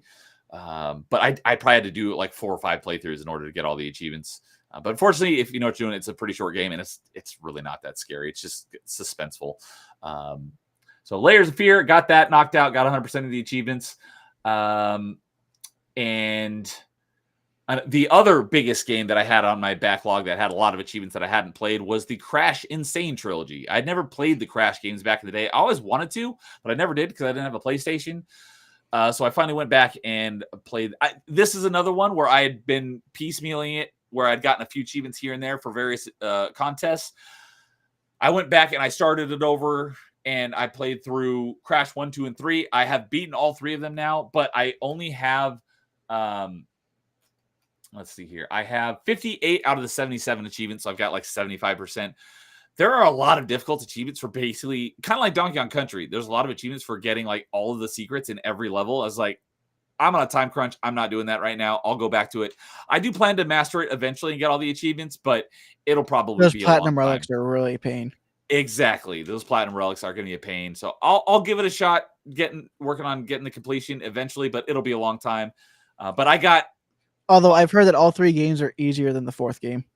Yes, they absolutely are. And Crash 4 just got announced a couple days ago. That's coming to Game Pass. I'm not planning on playing it, though, because it's so difficult. It should have been there since the Activision. You would think. There are a crap load of Activision games that are still not on Game Pass, and I don't know why, and it pisses so many Call of me off. Duties aren't on there. Exactly. That's the biggest one. Call of Duty Modern Warfare 1, not the original one, but the one from like 2018 or whatever, is not on Game Pass. But Modern Warfare 2 and 3 and Black Ops 6 are on Game Pass. WTF? It's like they don't. I've heard that they don't want to cannibalize the modern games. But most people would probably. Could you imagine how many people would jump into multiplayer if like World at War, Black Ops 1 or Black Ops 2 got in the Game Pass? It's like, why not? You got more people playing your games. Why does it matter? So, but anyways, one of my buddies in my Xbox achievement hunting community coined this term, or I don't know if he came up with it or heard it somewhere.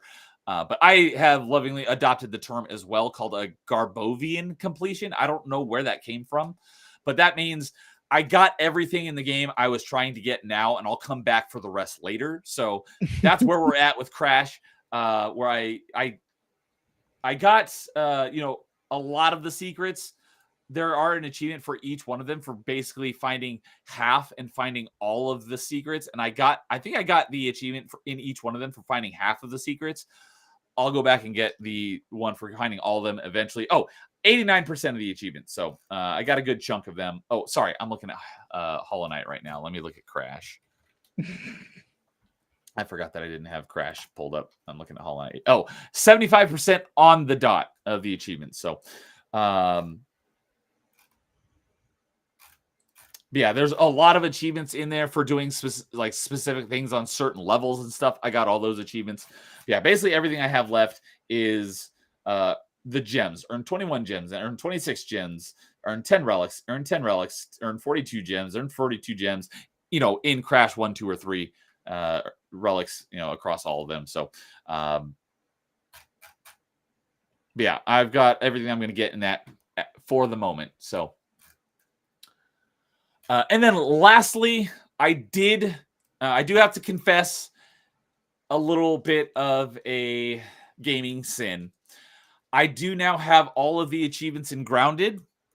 However, I did not do them legitimately 100% myself. I have played about 30 hours of Grounded myself, so I have put a good chunk of time into the game. But because Grounded has a good chunk of achievements and you can basically unlock them instantly, I left it as my in case of emergency. There's 45 achievements, and I think I had about 15 of them.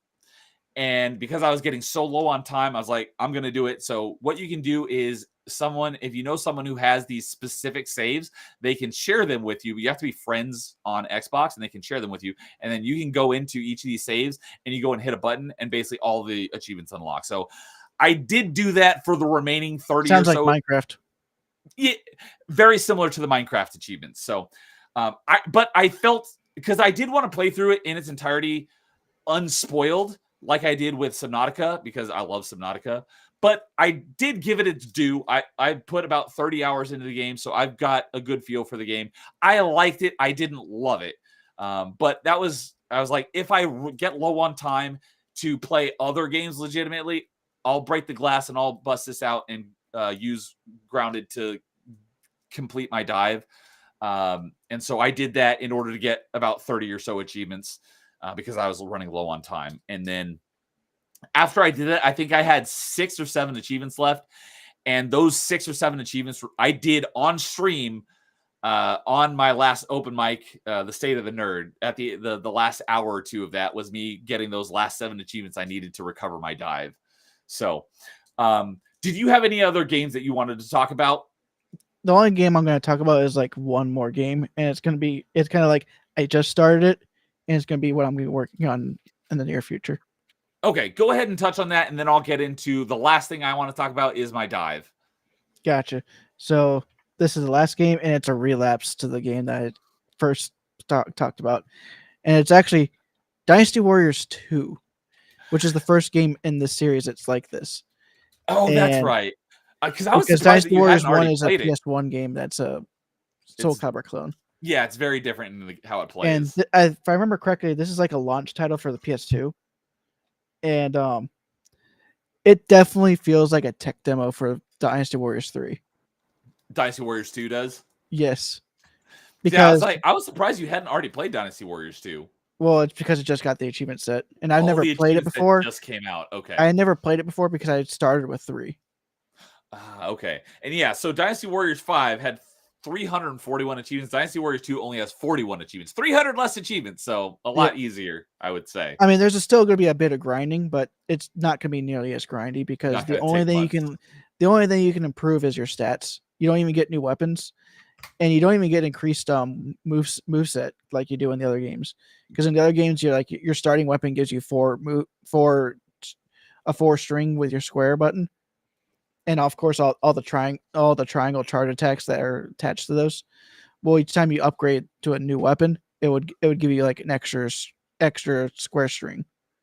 So it would go up to 5, then 6, and then 9 did something different where if it had a symbol on it, it would give you 3 extra attacks after the 6.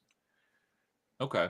But those 3 attacks after the 6 didn't have any charge attacks tied to them, which is the triangle attacks. Oh, okay, gotcha. So, but Dynasty Warriors 2, you only have a 4 square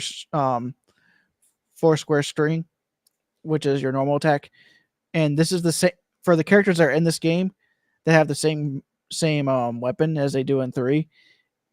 You actually already know, if you've already played them in Dynasty Warriors 3, you know what those 4 strings are. Okay. And I think they use a similar charge system as what Dynasty Warriors 3 would use, because it wasn't until 4 where they actually started being a bit more uniform while also diversifying the charge attacks for every character in 4. So and by diversifying, I mean like giving them different use cases. Because it feels like in Dynasty Warriors 3, the charge attacks don't really have as many use cases as they do in the later games. Okay. So, but feels more every character that keeps their weapon, they have the same normal attack string in each game, and from Dynasty Warriors 2 to Dynasty Warriors 5. So, okay, so once you get used to it in one game, it's basically the same in the others. Yeah, it's just that the charge attacks they change in each game, and other mechanics in the games, and also they add new characters. Right. So this one only has like 28 characters, with 5 of them not being attached to the main three forces, and I only have to use 3 of those characters to beat their level on hard. So that's not going to be too difficult outside the grinding. And luckily this time around, I only have to beat each faction on hard once, and that's the hardest difficulty. So okay. And it's because this is like Dynasty Warriors 4, where every faction has the same 5 stages. So it's like, what's the point of doing it for every character? Right. They only did it for every character on normal just to make it so you had to use every character. Okay. And it's actually interesting because some characters don't have the same weapons that they would have in 3. Like one of the strategist characters that uses a fan from 3 onwards, he's actually using a sword the same as the other rulers, which is weird to me.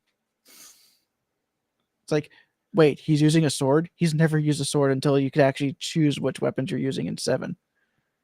Right. Okay, yeah, that makes sense. Because So, they have like a default weapon. Yeah. In 7 and 8, every character has a default weapon that they have a unique charge attack with their chosen weapon, but you can give them any weapon in the game. Okay. So that's how 7 differentiated it. But this is the game that kind of started it, and it definitely feels bare bones. So hopefully it won't take me nearly as long as the other games. Yeah, I don't think so. And so far you have, it looks like you just started it yesterday? Like yesterday or the day before. So yeah, you got 4 achievements out of 41. So yeah, just started. But it's definitely still one of those games where it's like you play it on easy to build up the characters and then use it.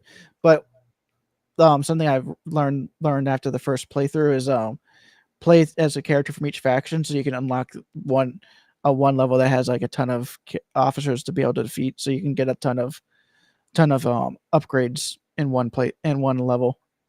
Okay, almost like a farming spot. Pretty much grind out that one level until you can play through on normal with each character. Okay. So it's not going to be too terrible of an achievement. Although it is kind of weird seeing every character use like it seems like a normal weapon as their weapon of choice for every encounter, because they only have one weapon. So it's like really weird seeing like the character that's always been known as like the strongest character, Lubu. He's supposed to have like the sky halberd, but in this game it's just like a regular spear. Oh, so it's like it just looks so weird. Like some characters actually have a more unique weapon, but the others it's just a normal sword or a normal spear. It's like, here's a legendary character. You're supposed to have a matching legendary looking weapon. Yep. All right. But so, do you think I should be able to finish this game in before you get back? Okay, I was gonna say, do you think you'll? Well, I was gonna say this month, but probably a better thing would. Do you think? I would think you'd probably be able to beat it before our next episode for sure. Definitely, would be my guess. So, okay. And also, the craziest thing is this game only has 8 levels in the entire game. And every Dynasty Warriors game has like way more than that. Yeah. It just feels weird only having 8 levels in this game, and they're so spaced out too. Yeah, when I saw you recently played, I'm like, you want from? I would think you'd be burned out on Dynasty Warriors, and you'd want to play, a bunch of other stuff. I think the reason why I goes right into another Dynasty Warriors, but at least I think for this one, it's because it's like the first game, because I know because of that it's got the least amount of characters, and I've heard it's a very bare bones game. Like I remember some people saying before the set was even claimed, is like this game felt like a tech demo, so there's not much you can really do with it. So that's why I thought about just starting it, just because. Yeah, it's a shorter and easier one that I never played. It's like, yeah, I'll give it a shot. All right. Okay. So then last thing for me is my dive. So as I mentioned, I finished my dive on stream a couple weeks ago on my last open mic, the State of the Nerd. I finished it up with getting the last few achievements I needed. And I used the death counter that I use for Dark Souls, but I did it in reverse to count down. Like, here's how many achievements I need to recover. Did you use that Lewis script that I sent you? No, I have not looked into that one yet. It allows you to use a hotkey to increment and decrement. That's exactly what I did. I used the same program I used for my death counter in Dark Souls. It's just instead of adding one, I set it to subtract one, and I just set a default value of, I think it was 7 was where I started at. Gotcha. So every time I got an achievement, I just hit minus instead of plus, and it went down by 1. So the games that I played on stream there were basically all, how I mentioned, I keep a list of what I call emergency achievements in case. Getting close to the end of the day and I haven't gotten an achievement left, I can go to one of these that keep my back pocket to keep my streak alive. So I was saving those for when I got to the end of my streak, my dive, so I could just knock out the last 10 or 15 or so achievements, pretty easy. So I had 7 achievements saved up that could all be done in a matter of a few minutes. So I went and knocked those out on that stream, and 2 of them were in the game Aim Labs, which is basically a free-to-play tech demo thing that it help. The idea behind it is to help get you better at fast-paced first-person shooters, like online. It's like, I don't give a crap about that. It has easy achievements, and it's free, so I'll go ahead and play it. I do have one achievement left because I've done everything else in the game, and there's this one achievement that's for basically grinding out doing any of the events in the game like 500 times, and I've only done 100, and I've gotten all the other achievements already. So I just need to. That's one where I'll be doing a little bit. Once I get back, that'll be in my rotation. I'll do 5 or 10 a day until I get it knocked out. But the 2 achievements I did on stream there was for doing 100 of 2 different things, and I had them preloaded where I was already at like 98, 99, so I only had to do it like 2 more times in order to get those achievements. And then I did, although the first thing I think I did on that stream was I finished the last like act of Costume Quest 2. I did the final boss fight in the stuff leading up to the final boss fight. I did on that stream, and I finished the game and got all the achievements on that stream, and that was like 3 achievements right there. I think I got 2 in Aim Labs, and then the last 2 achievements I needed to recover my dive, I did in Trials Fusion. Trials Rising. And one of them sounds like a difficult achievement. It's not really that difficult, though, because the 2 achievements that I got in Trials Rising is one is for on an extreme track, making it to the final checkpoint and then faulting. And then the other one is for beating an extreme track with 0 faults. They sound like difficult achievements, but fortunately, there's one series of tracks in the game that that you can buy with the in-game premium currency. You can earn the premium currency in-game, or you can spend real money on it. I just earned the currency in-game and spent it on this track pack that unlocks a bunch of these micro levels where there are no checkpoints. You start, and then there's the finish line. There's no checkpoints in between, so you have to beat it without faulting automatically just to pass the track. And they're pretty short. They only take about a minute, so they're not like a full length track. They're just really short. So all you have to do is, just fault on any of the extreme tracks, and you automatically get the one for faulting on the last checkpoint. So that was an easy one I had saved up. And the other one, like I said, is beating an extreme track without faulting. I just had to beat that one of those extreme tracks, just beat it. And like I said, they're pretty short. It did take me probably 5 or 10 minutes to do it because it's still difficult to get through. But I was able to do it, and that got the last achievement I needed to recover my dive. The funny thing is, on True Achievements, I also had it at the bottom of my screen where it had, I actually cut out a live feed of my True Achievements page and had it at the bottom of my screen. However, that only updates every half hour. So that's why I had the on-screen counter.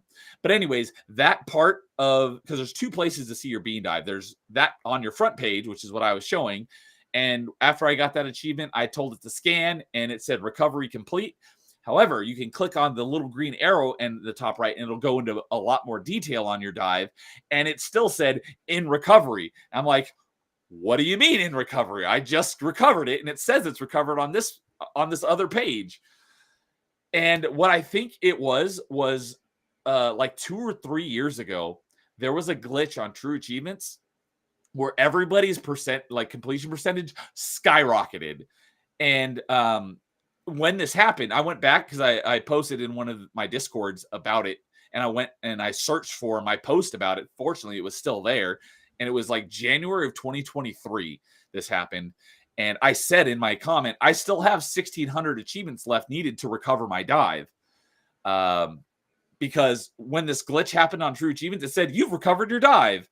And a bunch of people, there'll be milestones on the feed for when people reach certain percentages. And one of my friends, it said, you've reached 146% completion. Of all your games in totality. It's how do you have 100? You can only have 100%. It's not like a video game where you can collect more than 100%. Even if you had, it's not like accuracy in Warframe, where if you hit 2 enemies at once, it counts as 2 hits for 1 shot. Yeah, because I've had 3,600% or something. Oh, is that how it works in Warframe? Yeah, that's awesome. I've had over 1,000% a couple times. That's awesome. So, yeah. It takes how many achievements you have earned out of how many achievements you have possible. And if you've got every achievement you had possible, you'd only have 100%. You can't get higher than that. One of my friends, I had a screenshot that I posted on this Discord post a couple of years ago, and it said, I forget what friend it said, but it said they'd reach 146% completion. So there was a big glitch on True Achievements back then. And when that happened, it said I had completed my dive. And I'm like, hey, you guys need to fix this. I still have 1,600 more achievements I need to recover my dive. I finally did that, 2.5 years later almost. But I believe that's why it was glitched. And one part of the page said I was recovered. Then the other part said not. And I'm like, I'm not going to start my new dive until it absolutely says I'm recovered and it registers it completely. It was a holiday weekend as well, so the devs weren't back for a few days. So I had to wait 3 or 4 days. But once they were back in the office, it got fixed within a matter of hours. And then it finally said you recovered your dive. And what I was looking for is it says how long it took you to recover, and it was 2,000. Let's see here. 2,245 days to recover. And that dive, like I mentioned earlier, was 162 games and was for a dive. I dived 29.5%. However, I also played like another 200 or 300 more games after that. So it took far longer than it would have if I had saved those games for later. But I finally recovered that dive. That's what I've been working on for like the last 3 years. And I finally, after they were back in the office and they fixed it, and it said, "Yep, your dive is complete." I think I let it sit on that for like a day, and then I started my next dive the next day. And so I finally was able to dive all the games I've been backlogging for years now, and a couple of new ones too. Yeah, a lot of them. So I went into I talked about almost every one of them on that open mic, State of the Nerd. I went through my spreadsheet and I talked about almost everyone on my spreadsheet. You can go on my True Achievements page as well and look at all the games that I just recently started, where I have 1 achievement in all of them. You could go and look at my dive and click on the little arrow, and you can see all the games that I dive. But I'll talk about a couple of them here in a moment. So that previous dive I started on March 17th, 2019, and I recovered it on, let's see here. Why does it not say when I recovered it? Oh, I wrote it down though. I recovered it May 27th. Whatever that last open mic was. Let me double check. Oh, sorry. May 22nd was when I recovered it. I didn't start my new dive because of them being out of the office for the holiday. I didn't start my new dive until May 27th. So a week later. So you fixed your bean dive whenever I was out with my brother for his bachelor party. Yeah. So like I said, it took like a week to get all that stuff fixed because like I said, recovered my dive on Thursday. Then they didn't get it fixed until Tuesday because that's when they were back in the office because it was a long holiday weekend. And then I played a couple because I was like, what? I was thinking, hey, maybe it's because it doesn't recognize the second digit after, because it was 90. So the percent I needed to get back to was 91.15%. And so I was at 91.15 on stream. I was like, oh, maybe it doesn't recognize the second digit. So I need to get to 91.2% and it'll register. There's a difference between, my percentages, and I'm above where it was. So I was still getting a couple more achievements while I was waiting for them to fix it. I got it up to 92. Oh, shoot. I have 2 of the same page open. Let me go back here. I got it up to 91.21%. So I got it up another 0.06% and still nothing. It was because there was a glitch with the website. I believe that glitch from a couple years ago is because it said I completed my dive back then. I think that's why when I completed my dive now, it didn't register. So, but fortunately, one of the devs on True Achievements was able to get it fixed. But yeah, they came back, got it fixed on Tuesday, and I started my new dive that I've been waiting to do forever on March the 27th. I closed that dive this morning, meaning, after I got a couple games, I ended up getting a couple achievements in because the achievements weren't popping. And then when I closed the game, like 4 achievements all popped at once. I'm like, God dang it. So there were a few games I got multiple achievements all at once. But for the most part, I got 1 achievement in all these games. So I started out at 91.21%. That's where I started my dive. I closed my dive at 57.85%, meaning I dived 33.35%. I thought it was going to be more than that, given I've more than doubled the amount of games, but because I played more games, it takes more to lower the percentage. So I dived to 33.35%, and that is a total of 409 games. There are about 5 or 6 games that I had planned to dive, and I didn't dive them either. I had a couple games that are co-op only, and I wasn't going to take the time to get someone and and dive them when I'm on a short time frame, because I started this on the 27th and I just finished it on the 12th. So it took me like 2 weeks to dive all these games because there's so many of them.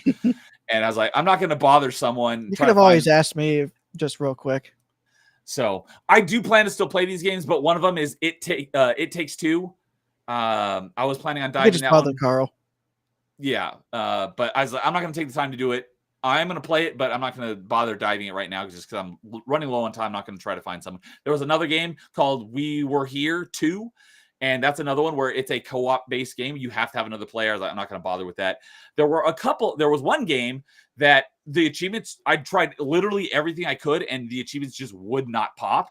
So I've played like 2 hours of the game, and I should have probably like 10 of the achievements, and they will not pop. So I gave up on that one. I'm like, I'm not wasting any more time on this one. I've got so many other games to dive. Great game though. It's a lot of fun, called Severed Steel. And it's not Shattered Steel? Yeah, not Shattered Steel, which I learned about last night on Carl's channel. I was listening to it on my drive home. I figured. But Severed Steel is a cool game. It's a very fast paced. It looks a lot like what's that game where you have like polygonal characters and time only moves when you Super Hot. It looks a lot like Super Hot, bright, colorful palette, and it's very fast paced, but you got bullet time. You can run and dive and jump and run on walls and stuff, and the levels are pretty short, but it's one hit kill for the enemies, and you die in one hit too. So it's a lot like Ghost Runner as well, but Ghost Runner is more of a hack and slash because your main weapon is your sword. You don't really have projectiles. This one you have guns, and if you don't have a gun, you're kind of screwed. But it's very fast paced, really cool. I like the game a lot, but the achievements are just broken and they won't unlock. So that's another one that I didn't dive. Another one that I have that I was planning on diving was the game that Carl challenged me to in our challenge, Blue Dragon. But it was just going to take me way too long to get the first achievement. So I was like, I'm not going to dive it. I'll just that makes sense. The achievements in that game are kind of spread out and kind of back-ended. Yeah, so I was like, I'll just play it when I play it, but I'm not going to dive it right now because I'm not going to take the time. And there was a Metroidvania like that as well. One of the Metroidvanias I didn't dive is Momodora, the first one. The second one actually just recently came out a couple months ago. The lowest ratio achievement in the game is for beating the game. I was like, I'm not doing that right now, playing a whole game just to get an achievement. So I didn't dive that one either. So there's about 6 games I didn't dive. So I would have had a few more games, but I dived 409 games. So now I'm ready to play all these games. I've got Warframe. I'm ready to play with you and the company, boys. Deep Rock Galactic. I dived Sekiro. I dived Elden Ring. And that was really frustrating, but the hour or two I played of it, I enjoyed way more than I enjoyed Dark Souls. It's a much faster pace. It doesn't feel as slow and clunky as Dark Souls does. That's why I enjoyed it a lot more. But I found out after I did this that there was an easier achievement I could have gotten first, but I didn't know about it. So my first achievement is for beating like Margot or something. And he's, for a lot of people, is like the first main boss. But because I was trying to get an achievement as quick as possible, I beelined it to him basically right when I started the game. So I was only like level 2 or 3. Most people beat him at like between levels 8 and 9 or 8 and 10. So I was way under leveled. And it took me probably like an hour to beat him, but it was really good to beat him. I definitely would not have been able to do it myself. I summoned my helper every single time so that he could help. Don't worry, a lot of people do that. So that he could help distract him. And there was probably like 5 of my attempts against this guy. He had a sliver of health left, and his attack landed first. And so I died and he didn't. So that was really annoying. But I finally pulled it off and beat him and got that achievement. So, the other thing is 409 games, the amount of achievements needed to recover my dive, because it's got a counter. Like I said, at the end of my stream, it was 7 achievements left. In order to return back to the amount of the completion percentage I was at before, 13,478 achievements. Although it was higher than that because I've got about 20 achievements today since I closed my dive. So I don't plan on ever recovering from this dive. I may go to my grave with this dive unrecovered, but that's okay. I just wanted to start this dive, and if more now I'm not going to backlog games. If there's a game that comes out, I'm going to play it right away. Like I'm playing Ninja Gaiden 4, Ninja Gaiden Ragebound, Subnautica 2. What else? I'm playing those Tony Hawk 3+4. I'm playing those day one. I'm not saving them for years down the line. Now, as games come out, I will play. I'm not going to save them for later. I'm playing them, as soon as I want to play them. So, I don't ever plan to recover from this dive, but I was looking at it, and if I even got like so like I said, it's just under 13,500 achievements needed to recover. If I got all 100% of the achievements in all the games I dived, which I'm not planning on doing, but I am planning on getting 90+% of the achievements in all the games I dived. If I got all the achievements, that's like 14,000 something achievements right there, and I'm not even planning on doing that. So if I was to just play the games I dived, I should easily be able to recover that dive. I just don't know how long that's going to take. So I may recover it someday, but it's now that I've got it, now I'll be able to play my Xbox games, focus on playing more retro achievement stuff, playing my Steam games. So it's kind of like a huge gaming burden weight lifted off my shoulders. So, and if there's other stuff that people want to play, I'm definitely open to it. So like if someone's like, hey, we're going to hey, do you want to do regularly? You want to play Night Rain, every week or something? I'd be okay. I'd be open to that. So and then lastly, you finished on what games that you're planning on playing. Is right now the top priority games are, there's another game that's leaving Game Pass before I leave on my trip. So but it's only like a 3 to 4 hour completion. So I should have no problem completing that. And it's already been announced as leaving Game Pass. Oh, actually need to do that soon because I leave next Tuesday, but it leaves Game Pass on Sunday. So I'll have to beat it over the weekend. It's called, I don't know how to pronounce it, but it's like Dordogna. It's like Dordogne. Short game, so I'm going to be playing that. And then the other one that's top priority, because I've heard from a reliable source that it's leaving Game Pass while I'm out of the country. So, and that is one of my favorite Metroidvanias I talk about all the time, Journey to the Savage Planet. It has 3 versions on Xbox. There's the Xbox One and the Series X version. I've already completed both of those, but it also has a Windows version. So I just played through that today because there's a bunch of co-op achievements. So I got those co-op achievements, and everything else I can do solo. That's the other thing that is top priority, is I need to get that finished before I leave on my trip as well. And then once those are done, then the goal is to get the 101% achievement on Donkey Kong Country. So if I have time to get all that done before I leave, awesome. If not, I'm going to get the 101% on Donkey Kong Country regardless. I just don't know if it'll be before I leave. I'm just hoping that I will. So, yeah, I have a crap load of games that I am so excited to play, because there's so many of these games. It's like, I don't really want to play these games. I want to play all the games I've been backlogging, but I was like, nope, I'm not doing it. I need to recover my dive, so I'm going to stick to playing these games that I'm not so much. I used it as like the carrot on the end of the stick to finish my dive, is all these games I'm looking forward to playing to get through the ones that I wasn't so enthusiastic about, like Child of Light and Costume Quest, since they're turn-based RPGs. Oh, and one other thing is it hasn't registered yet, because the leaderboards on True Achievement update once a night, usually around midnight my time.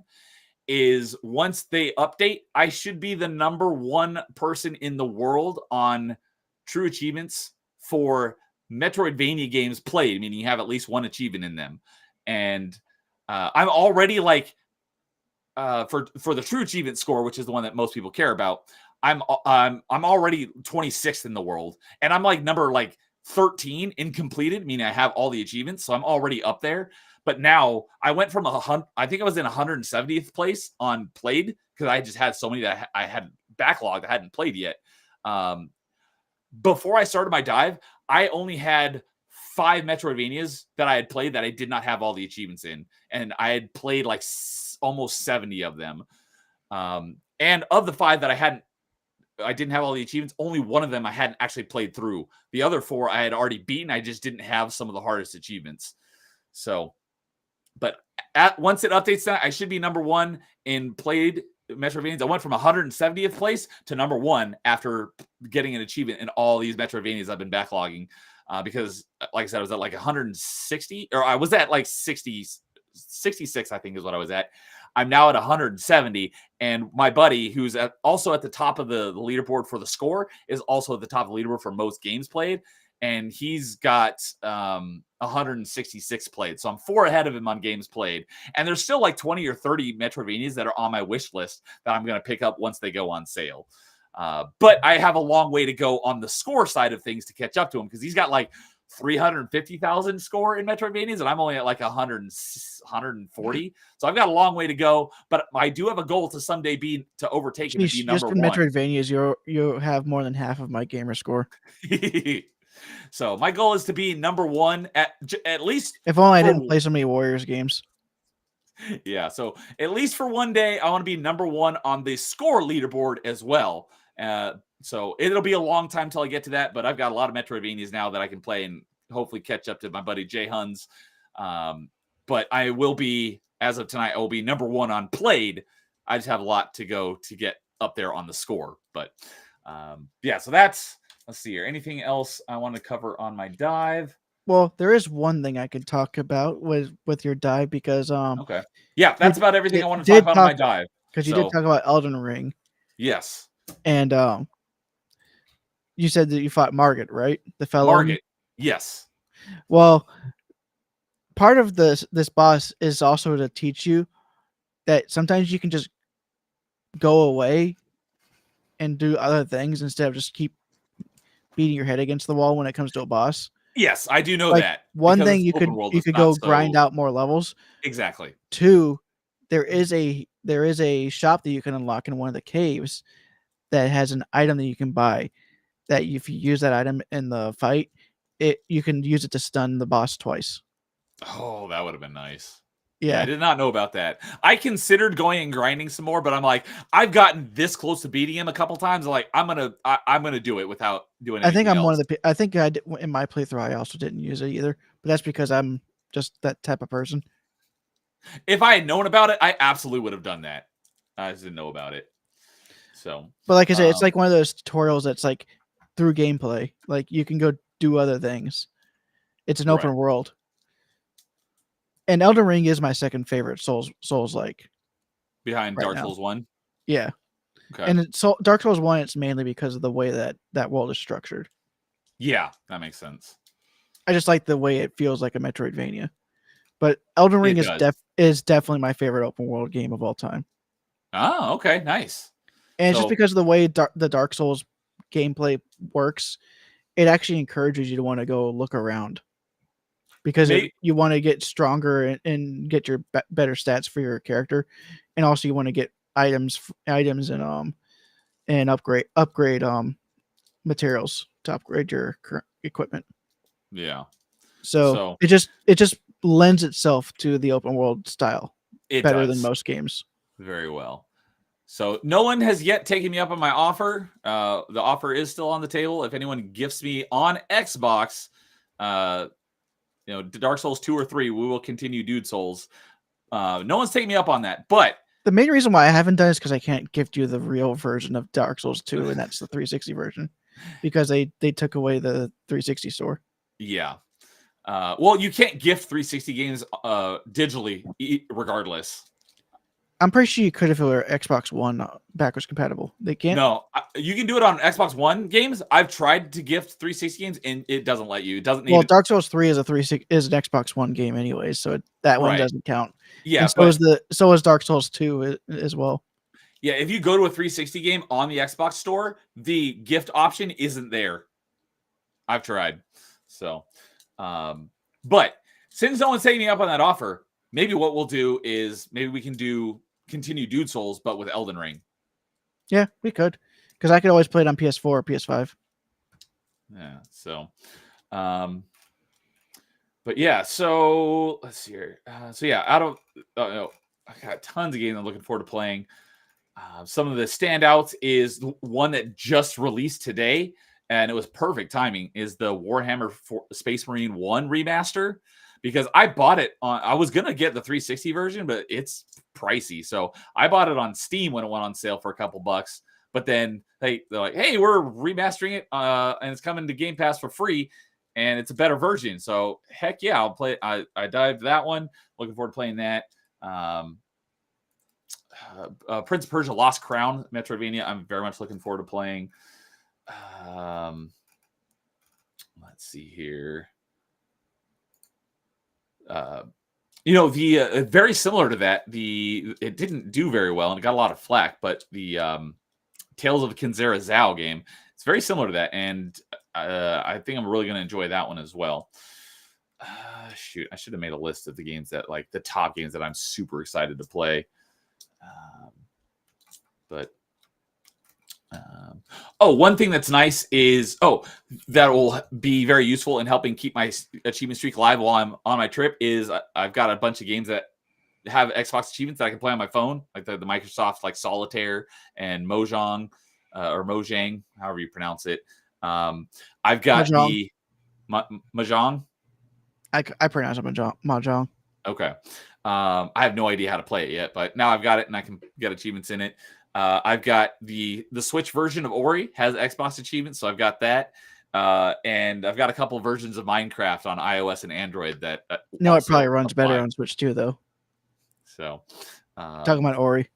Oh, probably, but for the 10 minutes I played it to get the first achievement, it ran buttery smooth. So yeah, there's just so many games I'm looking forward to playing. So so I think that kind of wraps it up for tonight. Any last thoughts? No, not really. I mean, Dynasty Warriors 2 is just going to take a little bit, but not nearly as long as other Warriors games. Okay. Yeah. One thing that was annoyed me the other day is, like I mentioned with Aero Fighters, I love shmups, shoot 'em ups, and a couple of them on Xbox went on sale. They're only $10 full price, but I never buy something at full price for the most part. And Strikers 1945, and there's 1, 2, and 3, and the first one was on sale a couple weeks ago for like $2. I'm like, oh heck yeah, I'll pick that up. And then this week, I thought Strikers 1945 2 and 3 were both on sale, but 2 was only on sale last week and 3 was only on sale this week. So and they were both on sale for $2 as well. So I was gonna, I'll get 2 and 3, and then when I went to go buy both of them, only 3 was on sale because I didn't realize the sale ended on Monday. So I have 1 and 3 now, but I don't have 2, so I'll pick that one up next time it goes on sale. I was kind of annoyed about that. Yeah, so if you're interested in the games that I dived, you can go look at my True Achievements page or that episode of Open Mic, The State of the Nerd. I basically went over all the ones that I was going to be diving. So, yeah, so that was actually not our longest episode of Achievement Chasers. It's still got about our longest one's about 8 minutes longer. So, but I think we'll go ahead and wrap it there. So, thank you everyone for hanging out with us and listening to us yammer on for a little over 3.5 hours about achievements. Dude, always imagine how much longer if we had Carl into this for one night. Yeah. If we do that, I'll definitely rein it in, tone it down a little bit so it doesn't. We might also have to change which day it is because of his schedule as well. Right. So if it's on a Saturday or Sunday, I probably could do it longer if we could start it earlier. Okay. Yeah, weekends rarely work for me, but maybe we can make something work. We'll see. But thanks for, as always, coming on and talking achievements with me. Anything you got going on that you want to plug here before we say goodnight? Just continuing to do Ninja Gaiden on Saturdays, so I'll hopefully get through Awakened Alma that night. That was the one other thing I was going to mention about my dive. When I started my dive, the very first games I dived were all the Ninja Gaiden games. So I dived Ninja Gaiden Sigma, Ninja Gaiden Sigma 2, Ninja Gaiden Black 2, and Ninja Gaiden 3 Razor's Edge. So those are the very first games in my dive was Ninja Gaiden. So I forgot to mention that earlier. No, that's not what I wanted. I feel like I'm missing something. Ninja Gaiden Sigma, Sigma 2, Ninja Gaiden 2 Black, and Razor's Edge. Yep. So those are the first 4 I dived. The Crisis Trilogy. That's another one I've never played, and I'm looking forward to playing those. I've got all the remasters of that. I think physical copies of those all can play off of the disc. So. Okay. So maybe not right when I get back playing Doom Dark Ages. I am looking forward to playing it, but I am going to play 2016 again because I haven't played that in a long time. Unfortunately, I've at least not on Xbox. There's only one stack, so I can't play like a Windows version to get achievements for it again. So I'll have to play it for no achievements. But fortunately, when I go through Doom Eternal, I have the Windows stack, so I'll be able to get achievements for that again before I go into Doom Dark Ages. Another thing is, now that I've died all these games, I've now started Halo Infinite. So when we get to that with Company Boys, I don't have to play it on another profile. I can play it on my main profile. Of course, we to have be to honest, do you Halo could just 5 play it on your first. main profile when we got there, anyways, because we would have gotten most of the achievements, anyways. Well, but because there's like 160 achievements in it, I was not going to start it on my main profile until my dive because it would have just taken that much longer to recover my dive. So, yeah, it's I've got so many games I'm looking forward to. Oh, one thing I've been throwing this around in my head whether I'm going to do it on stream or not. Probably not, just because it's going to take too much time. But what I'm planning on doing sometime when after I get back, so it might be late July, maybe August, but because a lot of the games I have backlogs are pretty easy ones. So what I was thinking of doing is doing a 24-hour segment of getting as much gamer score as I possibly can. I was just doing some ballpark math. I might be able to do 100,000 in a day.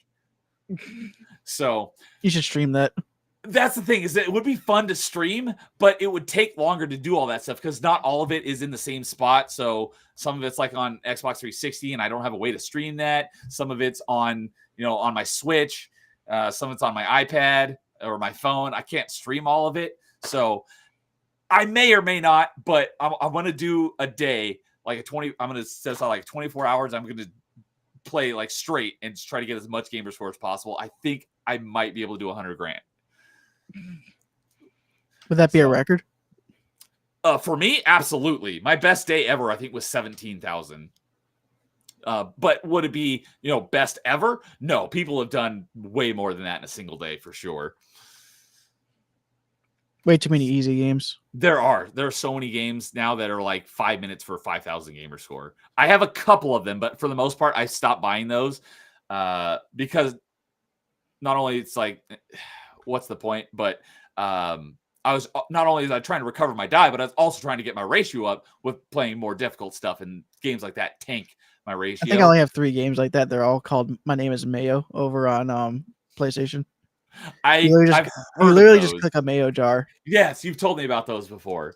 So I have a few. The humor in them are fun, so I do not regret that purchase. But I'm not gonna do too many more games like that.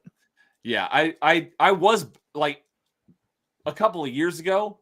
I mean, this is still while I was in my dive, but I was like, at the time, it's like if one of these easy games goes on sale for a couple of dollars, it doesn't matter what it is. I'll go ahead and buy it. Now it doesn't matter if it's a big game and it's on sale, like a big game for gamer score value, and it's on sale for cheap. I'm most likely not going to pick it up unless it's actually a game I'm interested in. And a few of them I bought because they're puzzle games, and I love puzzle games. So a few of them, they are easy, but they're also puzzle stuff that I like. So I bought a few of them, but for the most part, I've stopped buying a lot of those games. But I do have a few of those in here that I could, drop a lot of gamer score in a very short period of time. So I will just want to see how much I can do in a 24-hour period. So I may or may not stream it. We'll see. But at one point in the next couple months, I'm going to do that. And so I'm not going to play any of those super easy ones until that point. So I have them saved for that. So, but all right. Well, with that, this will be the last thing here on my channel for the month. I won't be back until late July. So, everyone, thanks for hanging out. Dude, always good talking achievements with you. So, everyone, have a great summer. I will see you in a couple months after my hiatus, and you guys all have a great if you're ever bored, just watch my streams. Well, after I get back, I'll be I'm talking back. about the people watching. Oh, yes. So after I get back from my trip, I'll have a couple weeks where I'll be back. So I'll be back in people's chats and stuff. And I just won't be able to do anything on my channel myself. But I will have a couple weeks where I'll be back up in streams and stuff. And so you'll see me in the live chat and stuff. But for a couple weeks, I'll be out of the country. So you're probably not going to see very much of me. So, but have a great summer, everyone. We will see you again late next month at some point. You guys have a great night and great summer, and we will see you later. And as always, in the meantime, game on.